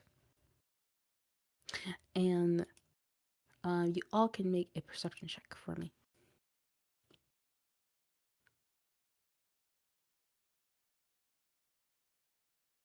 First natural 20 of the year. Oh, natural 20. Nice. 15. I got 21. Yay. Go. My dice are lacking me today, except for that one like There's always perception one. check earlier. It's total 25 in case for the natural 20. What did Maeve get? 15. What did Drench get?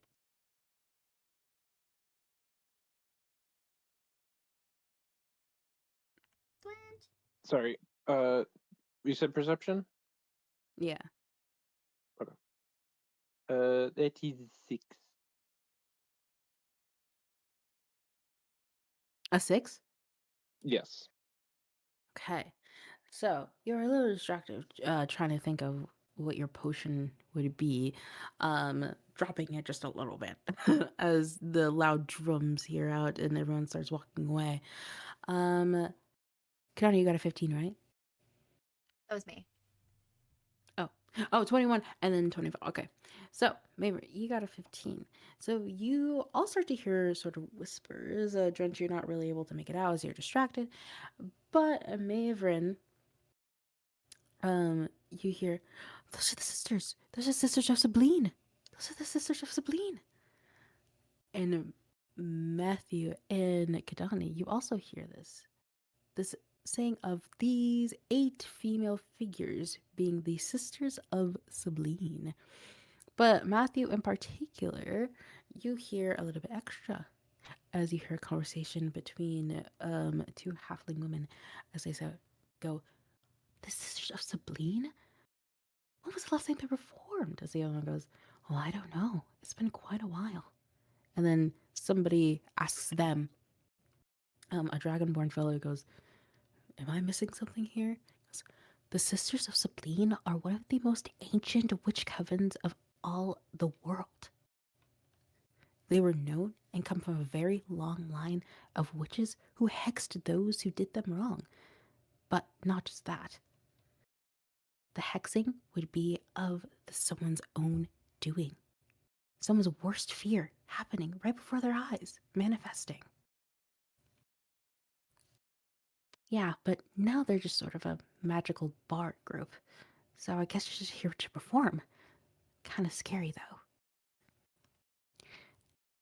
And as they all stand in a circle, the crowds quiet themselves as the sisters start to speak seemingly in unison.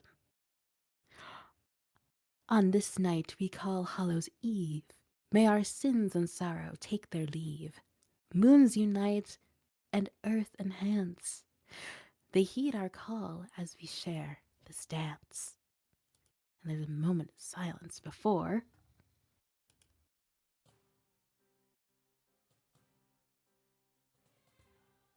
they start to chant in a language that none of you have heard before. All in harmony as they stand in a circle with their hands above their head, clapping and moving their hips in a way. All of you make insight checks, please. Can I join? Not the insight check. I mean the dance. Yes, absolutely. Well, what a perfect balance of the universe I have. For I have a natural 1. No way. I have a No. 2, but do we have any difference You having see ate the brownie? everything and understand nothing. I'll get back to that. What did Kidani get? So she got a 21. Okay. Drench, what did you get? 24. Okay.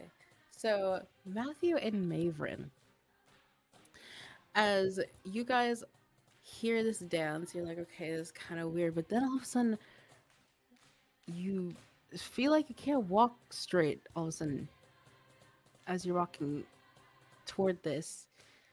And your eyesight becomes a little blurry before it comes back into focus as it's turning different colors.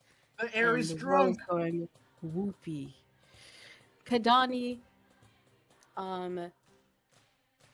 you, with your drunken endeavors, are noticing these same effects. On top of that, some of the audio and the sound of this music is going in and out, and as you look towards um Drench, you see that his head is getting smaller and smaller, and you're sort of rocking back and forth a little bit. You're really, really, really high and hallucinating in this moment. Drench, since you did not consume anything yet, everything is normal to you. But you see a wobbling Valura walking up to you guys as you guys are heading towards her. You guys, I'm so sorry. That wasn't a third eye brownies. Those were nine-eye brownies. They're hallucinating. And as the three of you,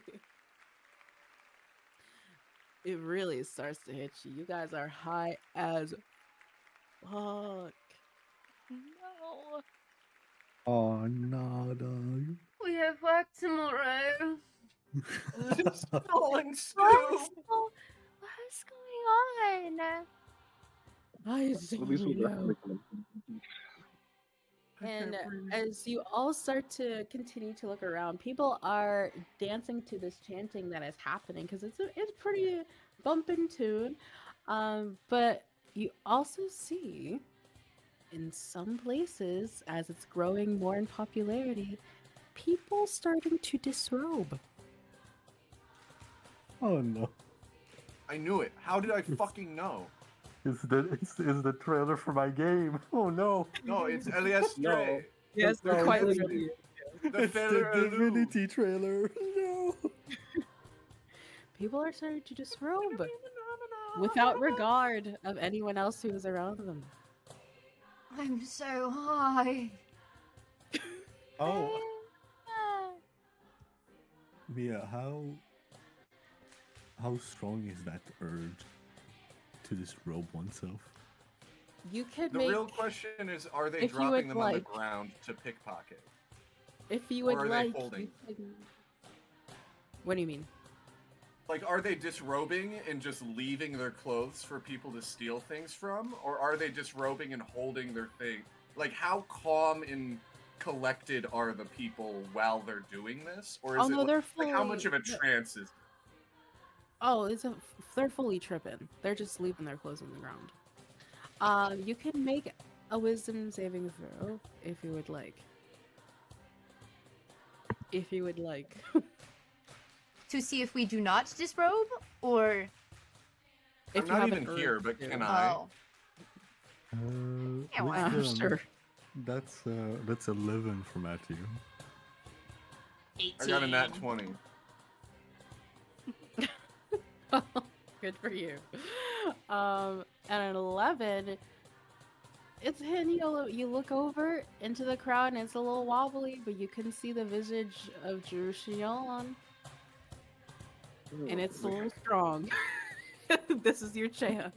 It is. If Drench sees either Kadani or Maverin start doing something like that, he's gonna try and just take them away from everybody and keep them away from that situation. I think I got an 18, Yeah. so I think I'm good. Yes, an 18. You're just vibing. It's a little comical you seeing people undressing, but not for you. I'm just gonna Just dance. a little scared.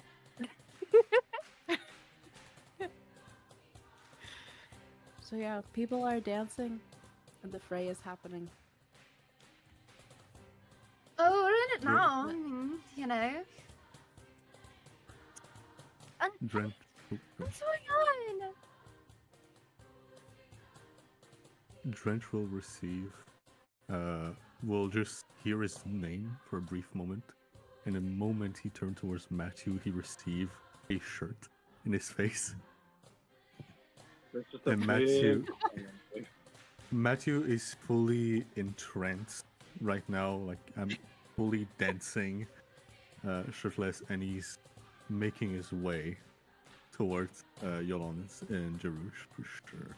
Fully I gone. mean, yeah, it is quite a siren song that's happening in Yeah. this moment. I want some of that.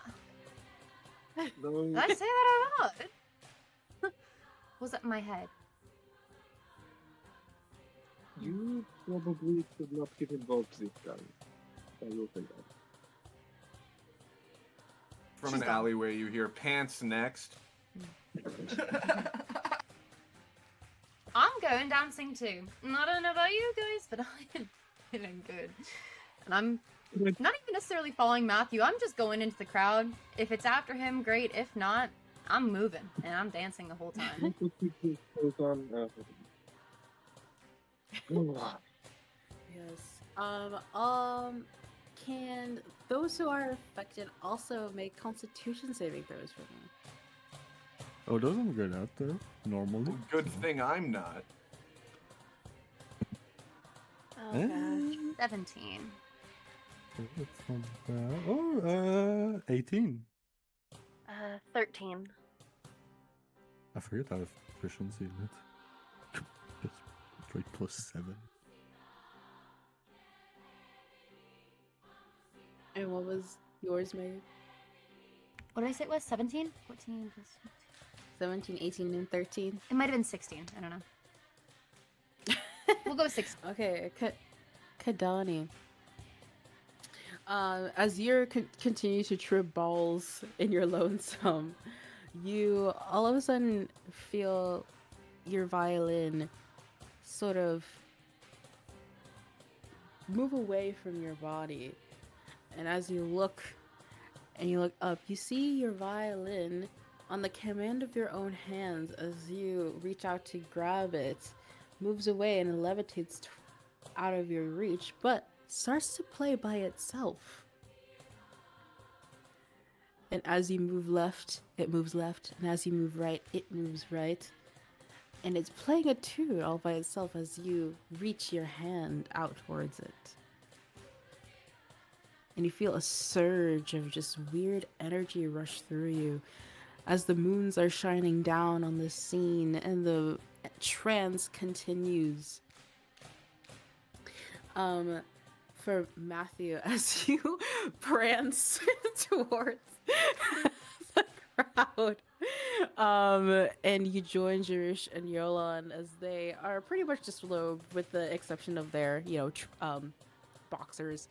We still got these You- pants, so Yeah, with the exception of their boxers, and they're just fully white girl dancing it as this is playing. You see on their skin, aside from the bonfire, an even brighter light is shown on their skins that's emanating from yourself. And they look towards you, and they both say in unison, "You're so hot." And you look down, and your entire body is engulfed in flame, but you feel no burn at all. You're just a beacon. a fun It's like little- Tomater. It's like the Mater thing from Cars. It's like, now you remember, you were there. And then it actually happened. It's like, dude, you're so hot. What do you mean? And then you're on fire. Yes.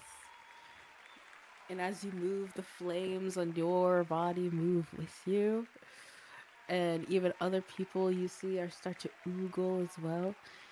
Mavrin, as you follow behind Matthew,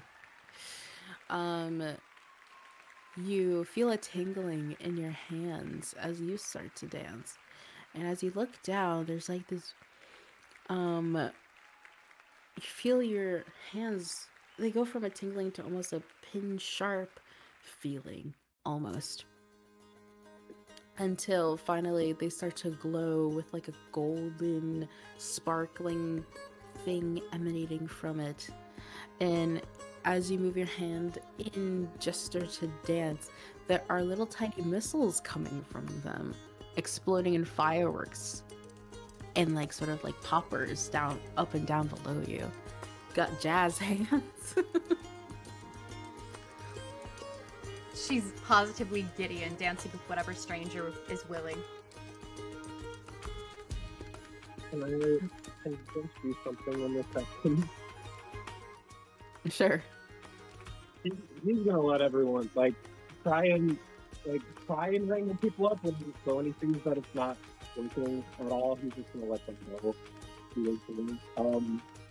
When everybody's gone and off, he's gonna take the brandy that he didn't eat, and he's gonna take half of it and kind of clock how long it took for us to take it in. He's gonna go to that spot that's away from him and just wait for it.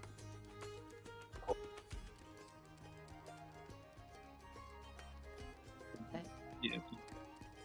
And when it does, as soon as he starts feeling the effects, he's going to take the potion that he just made also. And then we'll see. Okay, so yes, this goes on for a couple of minutes until the Sisters of Sabine cease their song. And the crowds erupt in a roar with applaud and cheering and screams as they all very humbly just disperse out into the fray with each other, and music continues and people continue to dance, sort of like that scene from Hocus Pocus after they just like sang in the club. Everyone's just dancing, everyone's just vibing. But yes, that's what's happening. Any actions that would be taking place while you're high off your asses, or wait till it's worn off for you to go home?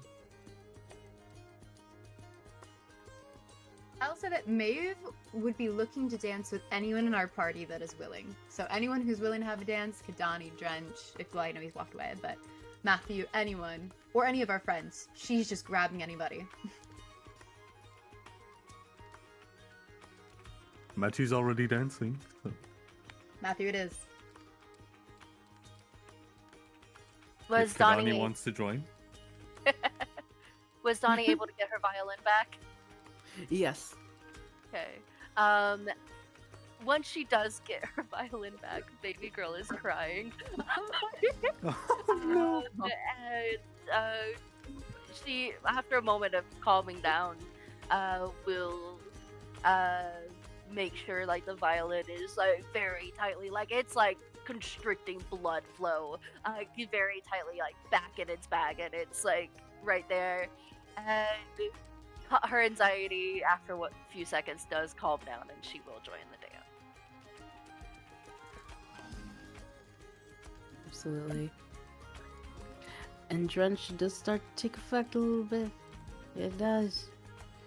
But you rolled pretty high previously, and so you're able to have the knowledge and the foresight to, you know, keep it under control, consuming your potion and just monitoring.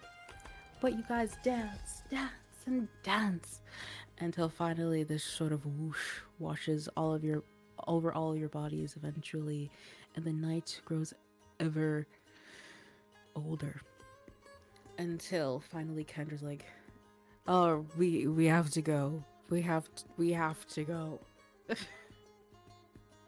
And she's like, round up the troops. She starts grabbing everybody's hands, like putting Jerusha's, like grabbing Jerusha's hand, grabbing Yolan's hand, grabbing Elisa's hand, putting it on her shoulder, grabbing Bertra's hand, putting it on the other shoulder, grabbing Val, putting it on her boob, just like making sure she's touching base with everybody. All right, you crazy kids, we have to go. Yeah. Enough.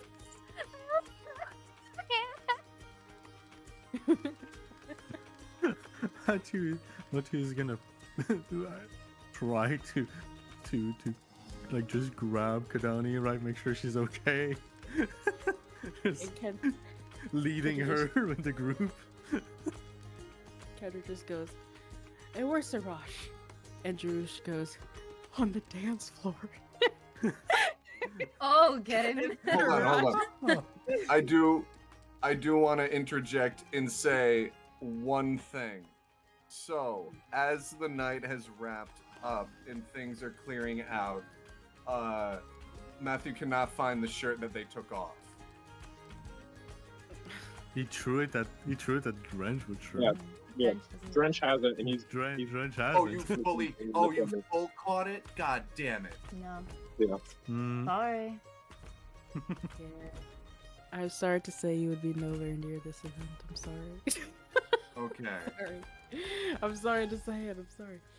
Well, I rolled a nat 20 for something. I don't know what the game means, but it happened. We'll hold on to that. Don't worry. I got you. So he goes, it's on the dance floor. And you see him holding two glowing jugs as he has a whistle in his mouth, completely shirtless, surrounded by maidens. He's completely out of his mind still, exactly like that scene in White Chicks. Oh no. I get it now. The Maybe Venge, I believe you're the only one strong enough to carry him if people leave. What did you say?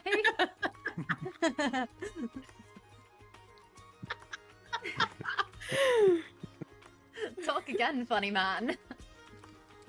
Oh no.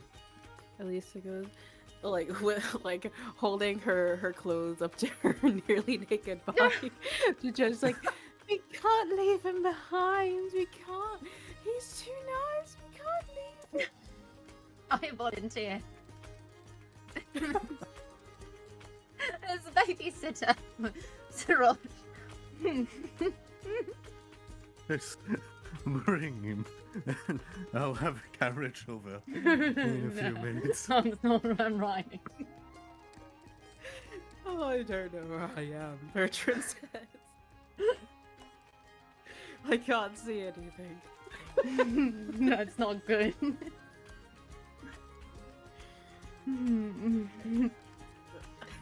Wrangle over. Saraj is stumbling as you see like maidens, like some of them are just, like trying to be all over him, but he's too enthralled in his dance to do anything about it. Until who's pulling him over? Oh, that is me. You're- You see that he is just like covered in sweat, just covered in it.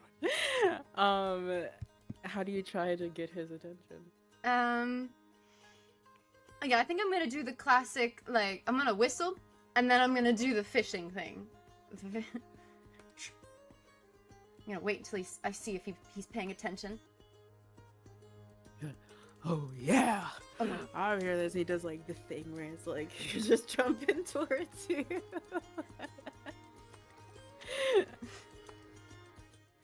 Go home time! Go home time! Come along!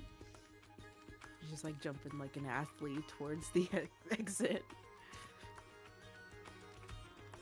Alright, we gotta go. And with Kendra, with all her hands on her body, is dragging everyone towards the exit.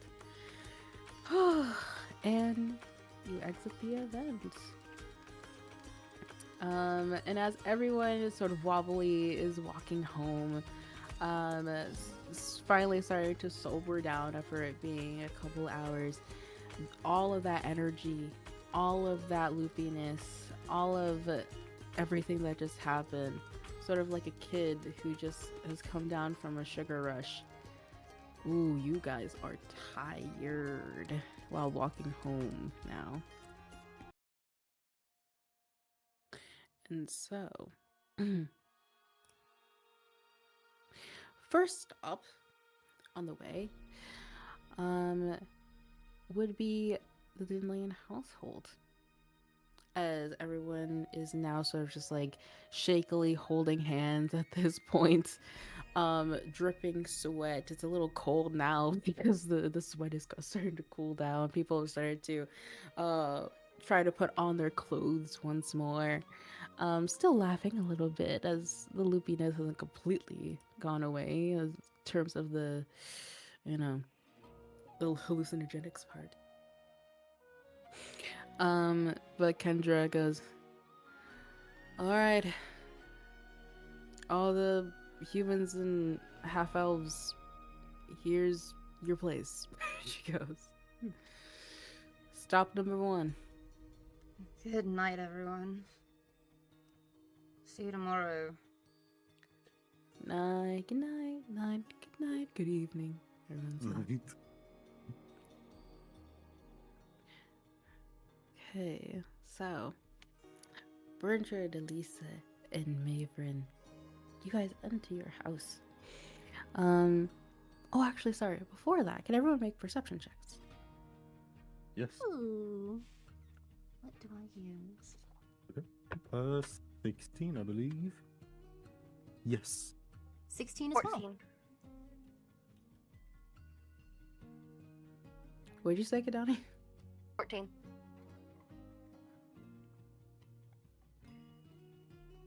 And you said Drench isn't with the party, right, Dawson? Yeah, I don't think he left with everyone. He's doing a thing right now. Okay. So, Matthew and pretty much all 3 of you, I would say. As you guys were walking through Talon, particularly a little bit of the nicer parts, you guys would have caught a glimpse of seemingly a couple. A taller, masculine-looking person with a top hat and a mask just like over this part of his face, wearing a trench coat, very commanding presence, and a little more of a petite figure with a white mask over their face, feminine figure with a flower hat, or like a hat with a feather or a flower sticking out of it, as she's wearing more of a modern looking sort of flouncy dress. And you see that they're both engaged in seemingly a very intense exchange. Can you guys also make history checks for me? I might. I will use a battle die at D8 to tactical assessment investigation to boost it for a +4 on the top. So that's 5, 9 plus history 5, so 14. 15. What'd you get, Maeve? It was a 6. Okay. So, Maeve, you feel like their faces are familiar, but you're too tired to really give a crap about this. Okay, 14 and a 15. I would say both of you pay enough close attention to the news to recognize these figures. They're a little bit of celebrity, actually. This is a celebrity couple that you've seen in the paper before. You can't quite put your nose on their names, but you just know that the taller, masculine-looking one is an actor, and the feminine-looking one is a folk singing artist. And you see that they're sort of doing that weird couple arguing in public thing where it's like, what, just keep your voice down. I told you that I didn't want to do this. I mean, they're just like, it's unintelligible, but it's very, very clear as they're walking together this late at night. But yes, now we're at the Dinlands. You guys enter your house. Agrila, who seemingly you guys just woke her up from a little bit of a nap, as very late at night. Before we go back to that, the rest of you, as Kendra leads you guys now to Bibs and Bobbles to drop off Val, Kadani and Matthew, you guys see Jarush and Yolan sort of go their separate ways towards their own house, bidding you a good night. Frick. And so yes, Kendra goes, I know you guys have to travel a bit farther. Are you guys comfortable with that? I'm okay. Fine. Okay, stay safe out there. It is Hallows Eve. People can be crazy. Get home safe. Will do. As she helps Valura into the shop, Sarash, who has sort of had his arm around you the whole time, Matthew, as stability, this big half-orc man, as he goes with like alcohol hot on his breath still. He goes, I think I'm just about ready to go back to work now, sir. I'm going to be honest, that was terrible. Well, if you're able to work tomorrow morning, feel free. Maybe slow to the punch, but I'll be there. I never realized I would like the stability that your home brings. I'm glad to hear it. I'll give you more call next vacation if you... I just need a tonic. As you guys start to walk home, Kadani, Sarash, definitely make sure that you go back into the city hall safely. As Sarash and Matthew head back home as well. So, Drench, what are you doing while that's happening? Well, when this probably would have started a little bit before stuff ended, and the phones and stuff. When it started kicking in, he's gonna start to ritually cast a spell, and the spell is called Divination Magic. Okay. And it takes 10 minutes with as a ritual. And after that 10 minutes is up, he's going to, before he finishes the spell, he's going to cast Spirit Shroud, which I should leave. I should show you guys what that stuff does.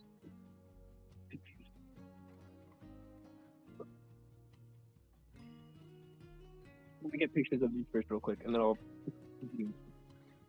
Sorry. So basically, as of right now, he has, at the end of the 10 minutes or so, he has spirits of his ancestors kind of sitting beside him, just in the grass, staring off into the ocean. And with divination, he can ask one question. That is generally. I'll put it in chat so you guys can read it in a minute. But his one question is just going to be, how is home? Like, how is his home doing? Kind of a thing. And he just wants to know. And that's it. That's all he's doing.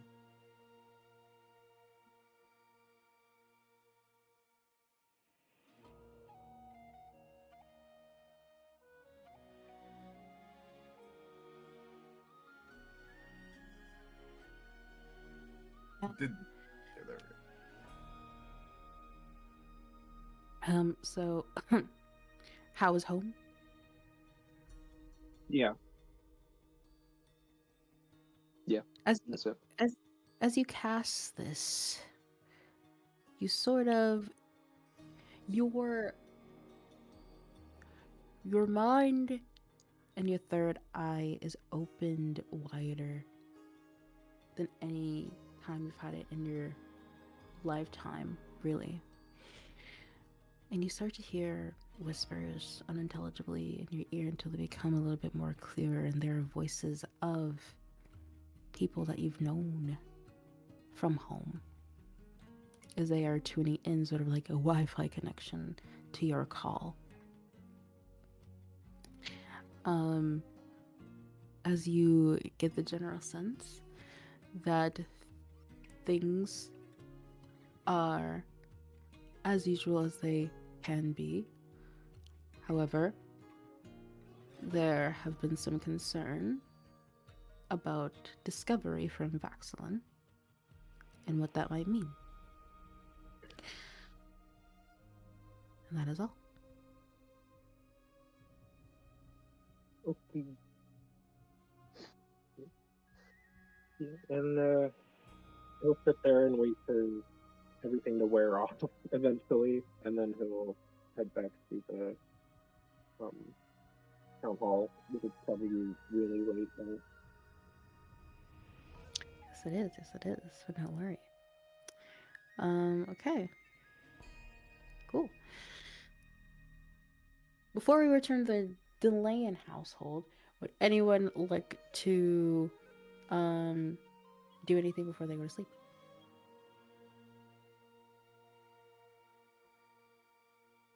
Donnie's passing the fuck out like the moment that her head hits the pillow.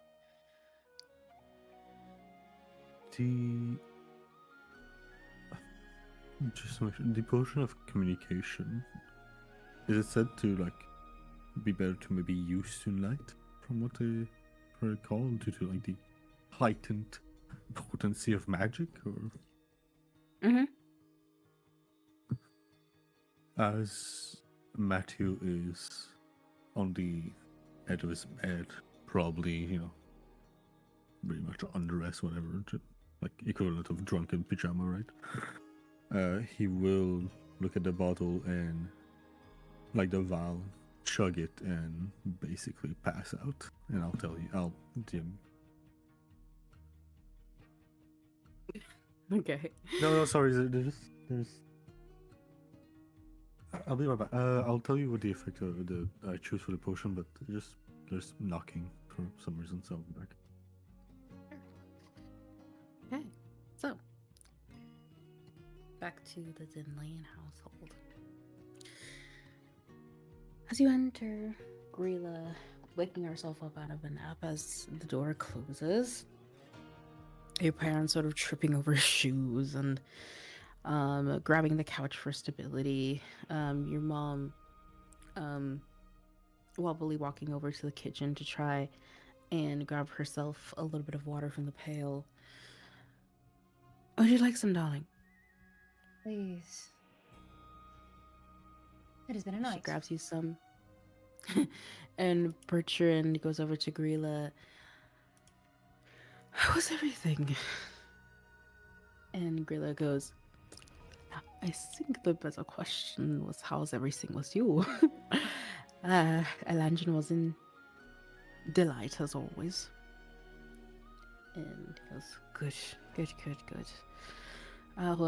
I'll give you the golden piece. And Grilla goes, don't worry about it. I, in fact, was wondering if you could grant me some place of shelter tonight.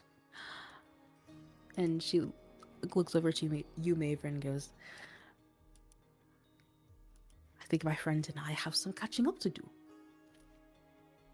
Yeah? Oh, yes, of course, yes.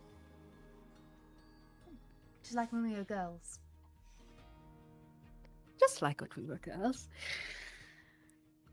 And your father, from a kneeling stance, like begrudgingly, starts to get up and goes, I love you both.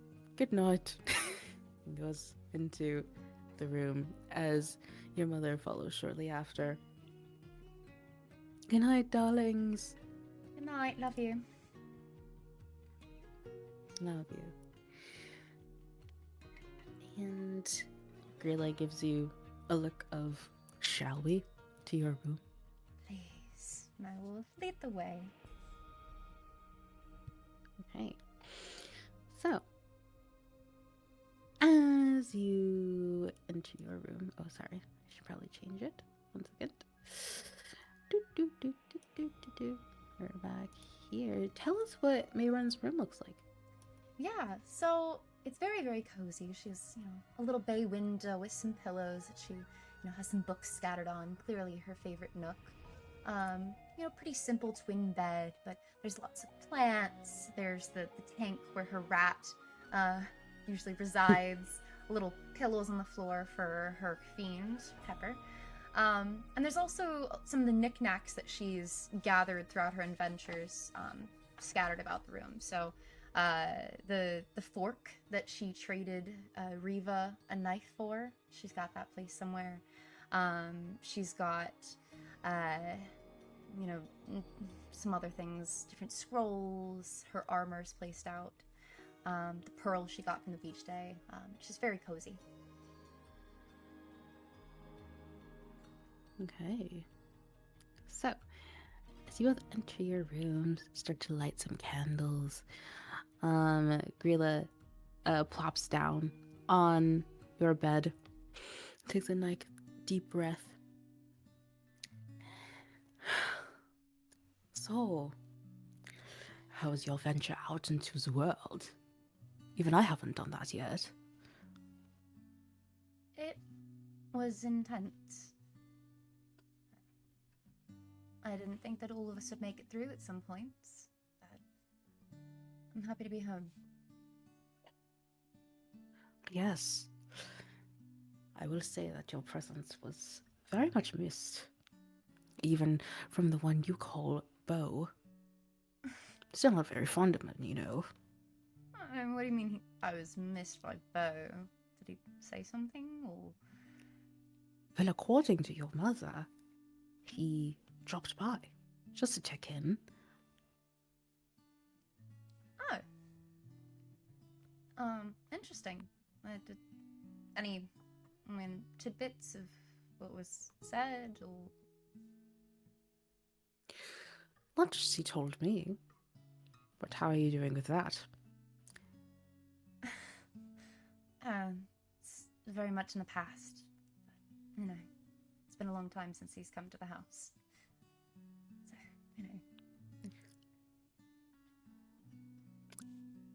Are you telling me the truth? No. Tell me the truth, then. What am I here for? It's difficult. I think you're the only person who really knows the full story. Why he and I split. I know it was the right thing to do, but it doesn't always feel that way. I try to bury it down, but it doesn't stay down. Yes, that is quite difficult to do, isn't it? And I trust that you haven't tried to cope by indulging in the other human. It's a very complicated situation. What is complicated about it? Well, he did give an order to have some of my family, beat to high hell, so... Well, that is what I mean. Yeah. Well, I think, just, I didn't know that at first, and then things happened, and then I found out, and then they happened again anyways. It's not the best Maverick move, perhaps. Yes. I have noticed you've done that a lot. And as your friend, I'm really wondering, why do you do this sort of back and forth thing? It seems quite exhausting, not going to lie. Yeah, it definitely is. I think it's a lot easier to try and run from what I'm afraid of, or to stab it, but to just face it head on is very difficult for me. So, if I, have dalliances and try to find moments of enjoyment, maybe things won't be as shit and messy as they are, if just for a moment. That is not very intelligent. I wasn't the one who got all the good grades in school, so. Oh. I think you forget that we were both in the same boat when it comes to that, but in terms of your own endeavors in your adult life, I think you should catch on by now that running away is not really going to fix your problems, is it? Maybe not, but there are some things that are better left buried. Right. Like Yeah, a friendship that was thrown away after only a few years, but what do I know about that? I'm sorry. But I hope you can understand why it was done. I didn't want to tell you everything and drag you into it, which I have done now. And that's not the best or the safest, in my opinion. I knew you well enough to conclude that it wasn't intentional, the hurt that you inflicted, but it happened. And I'm not saying that you owe me any sort of explanation. It's your life, but all I'm trying to bring to your attention is that if this is something that you are aware of, and it may cause pain to those that you love the most, then why keep doing it? Or else you're just going to keep hurting people. If I come completely clean, a lot more people are going to be hurt. So, baby steps.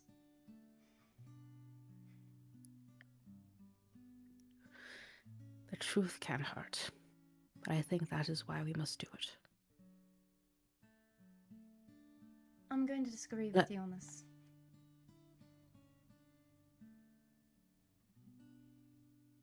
All I'm saying is that I think I would have rather the truth than you not at all. And she gets up. I think we'll actually travel home this evening. Rilla, I didn't mean to insinuate.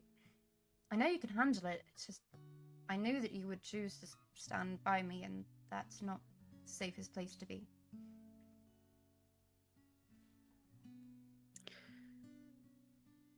And it seems like she's about to say something more, but then just gives you a very weak smile and goes, "At least you're here now, right?" And then opens the door and leaves. Nice one, Mary.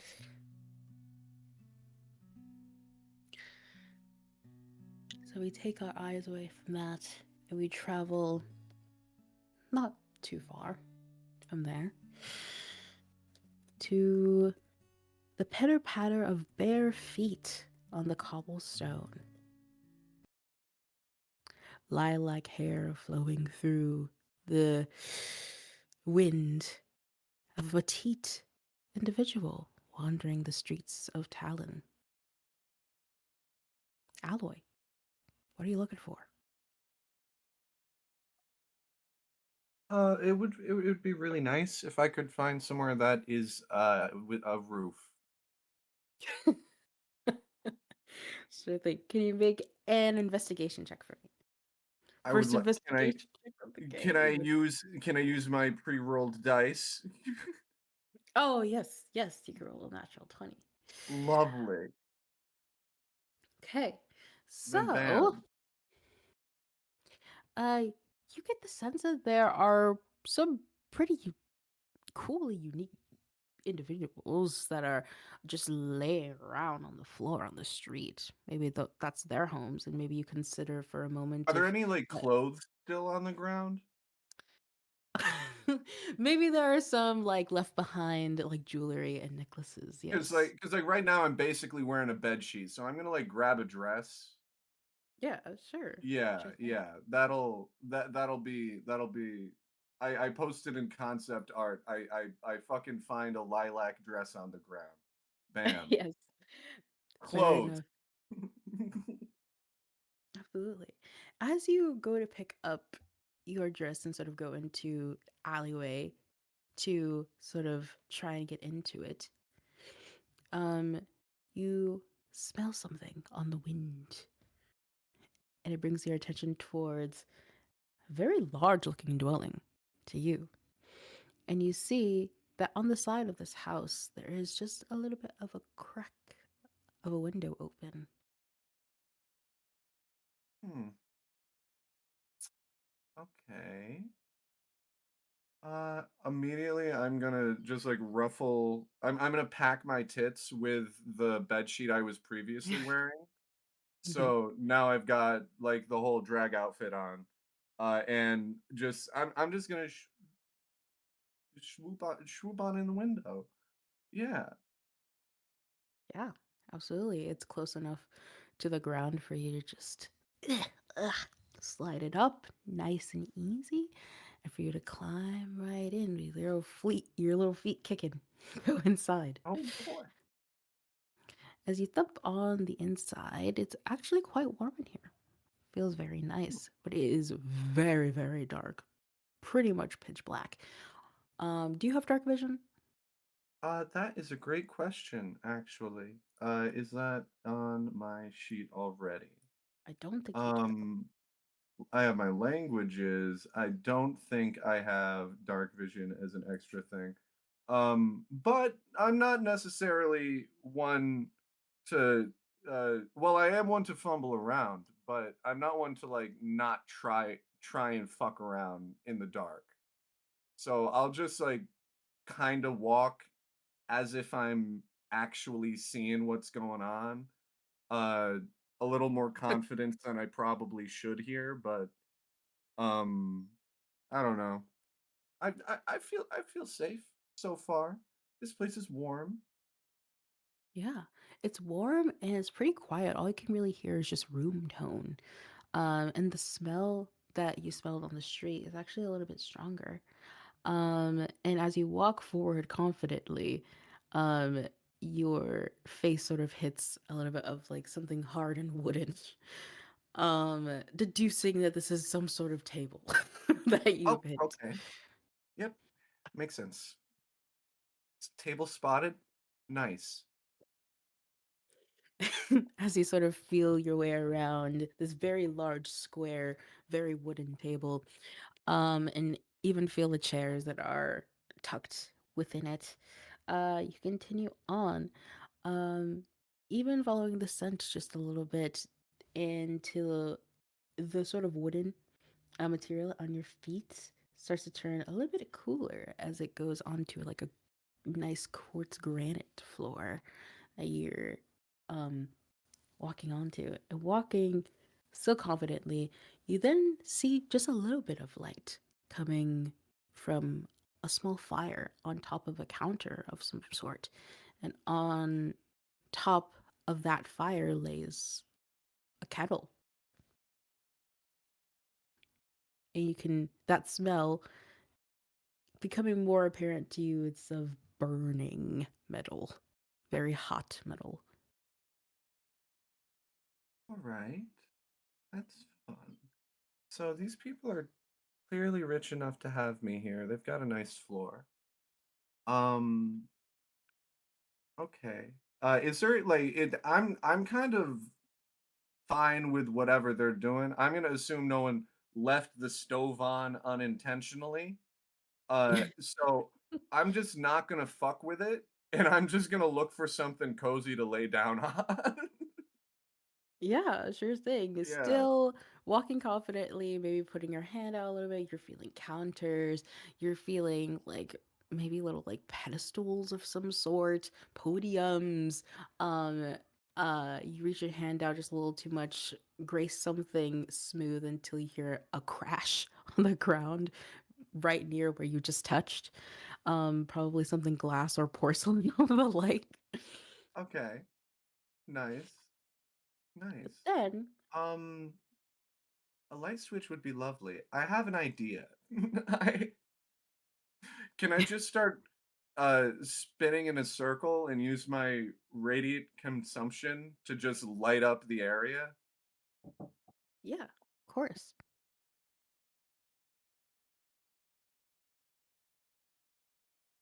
I'm back. But yes. I'll do a little dance. And by dance, I mean I'm gonna like shake like a wet dog. And as that happens, there's like little golden tears that form on Alar's cheeks, and they start flinging off side to side, and they start lighting up the area around them. They are now going to need to clean up, but at least they'll know what they're cleaning up. Uh, and Of course. hopefully, okay, hopefully there's nothing that's like alive that's near me because these little blops of light do hurt. So so what do I see?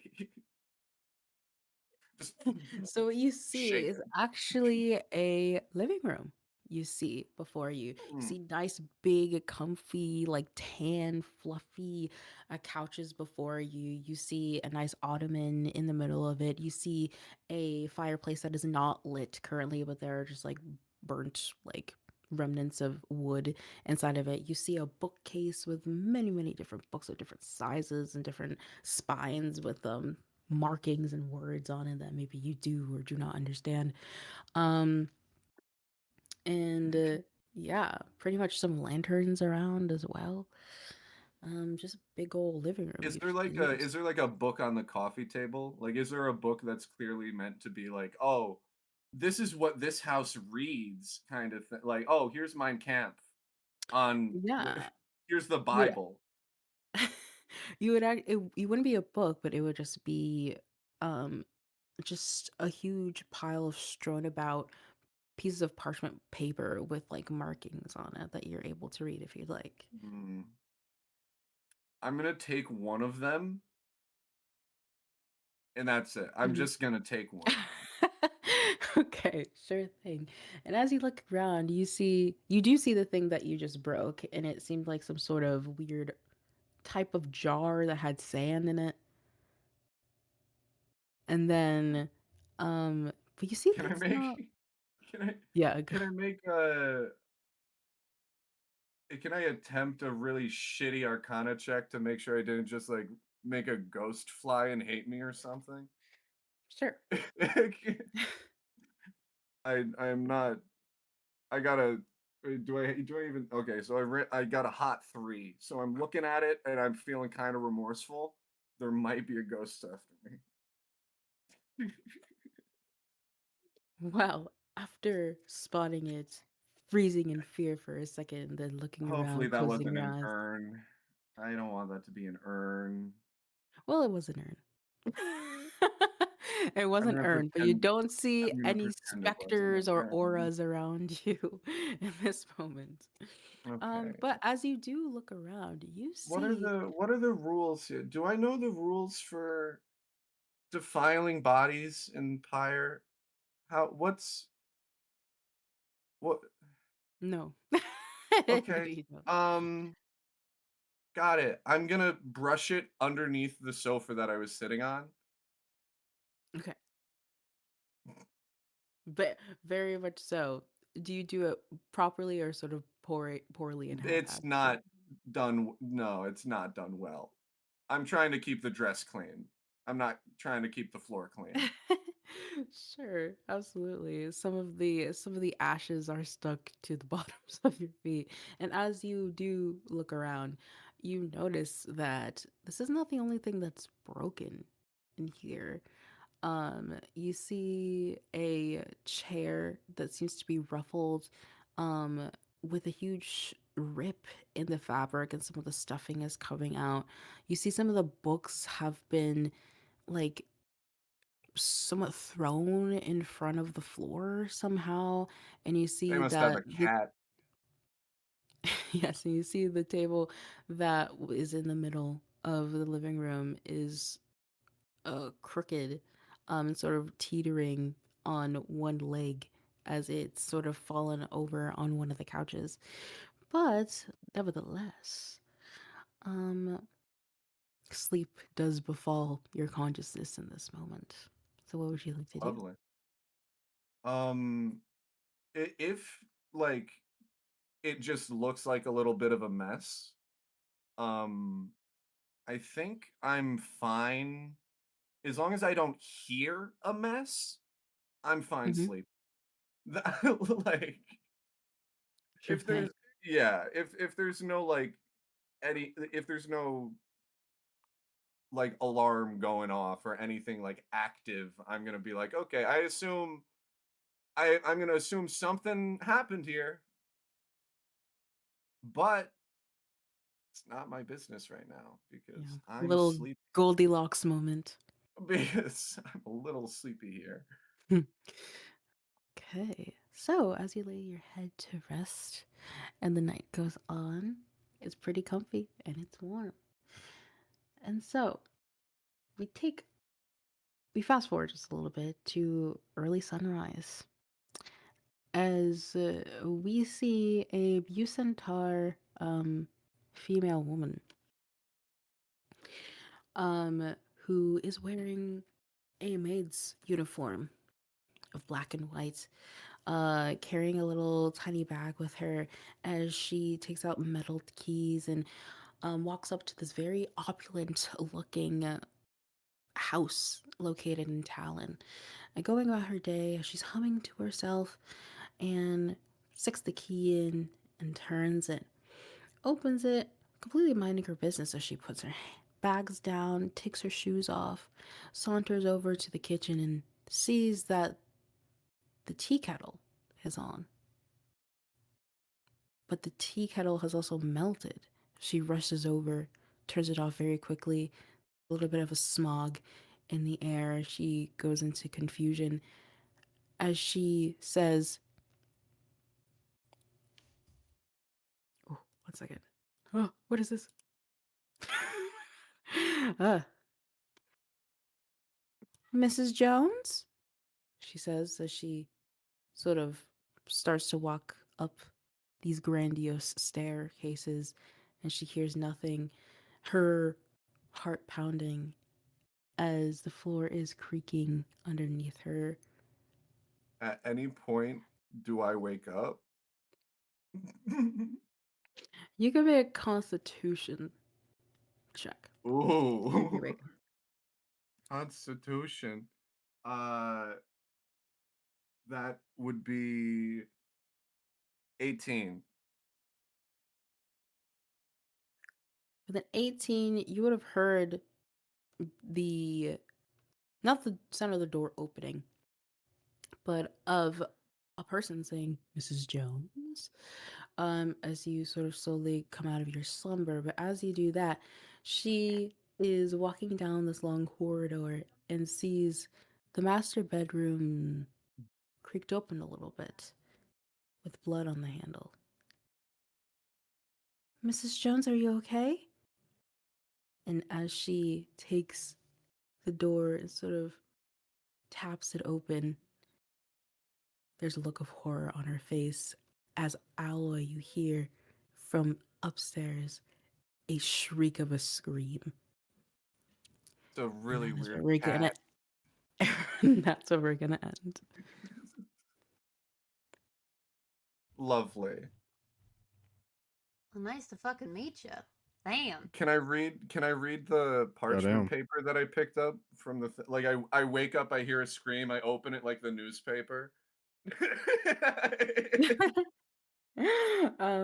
Yeah, it reads something along the lines of um Nomeo, oh Nomeo, wherefore out there Nomeo. So you guys are cultured. Huh. I kind of feel bad about that urn. But yeah, that's our session, you guys. Yeah, I'm definitely Hooray. I am so glad that I shook my golden tears all over their house for it to be a murder scene.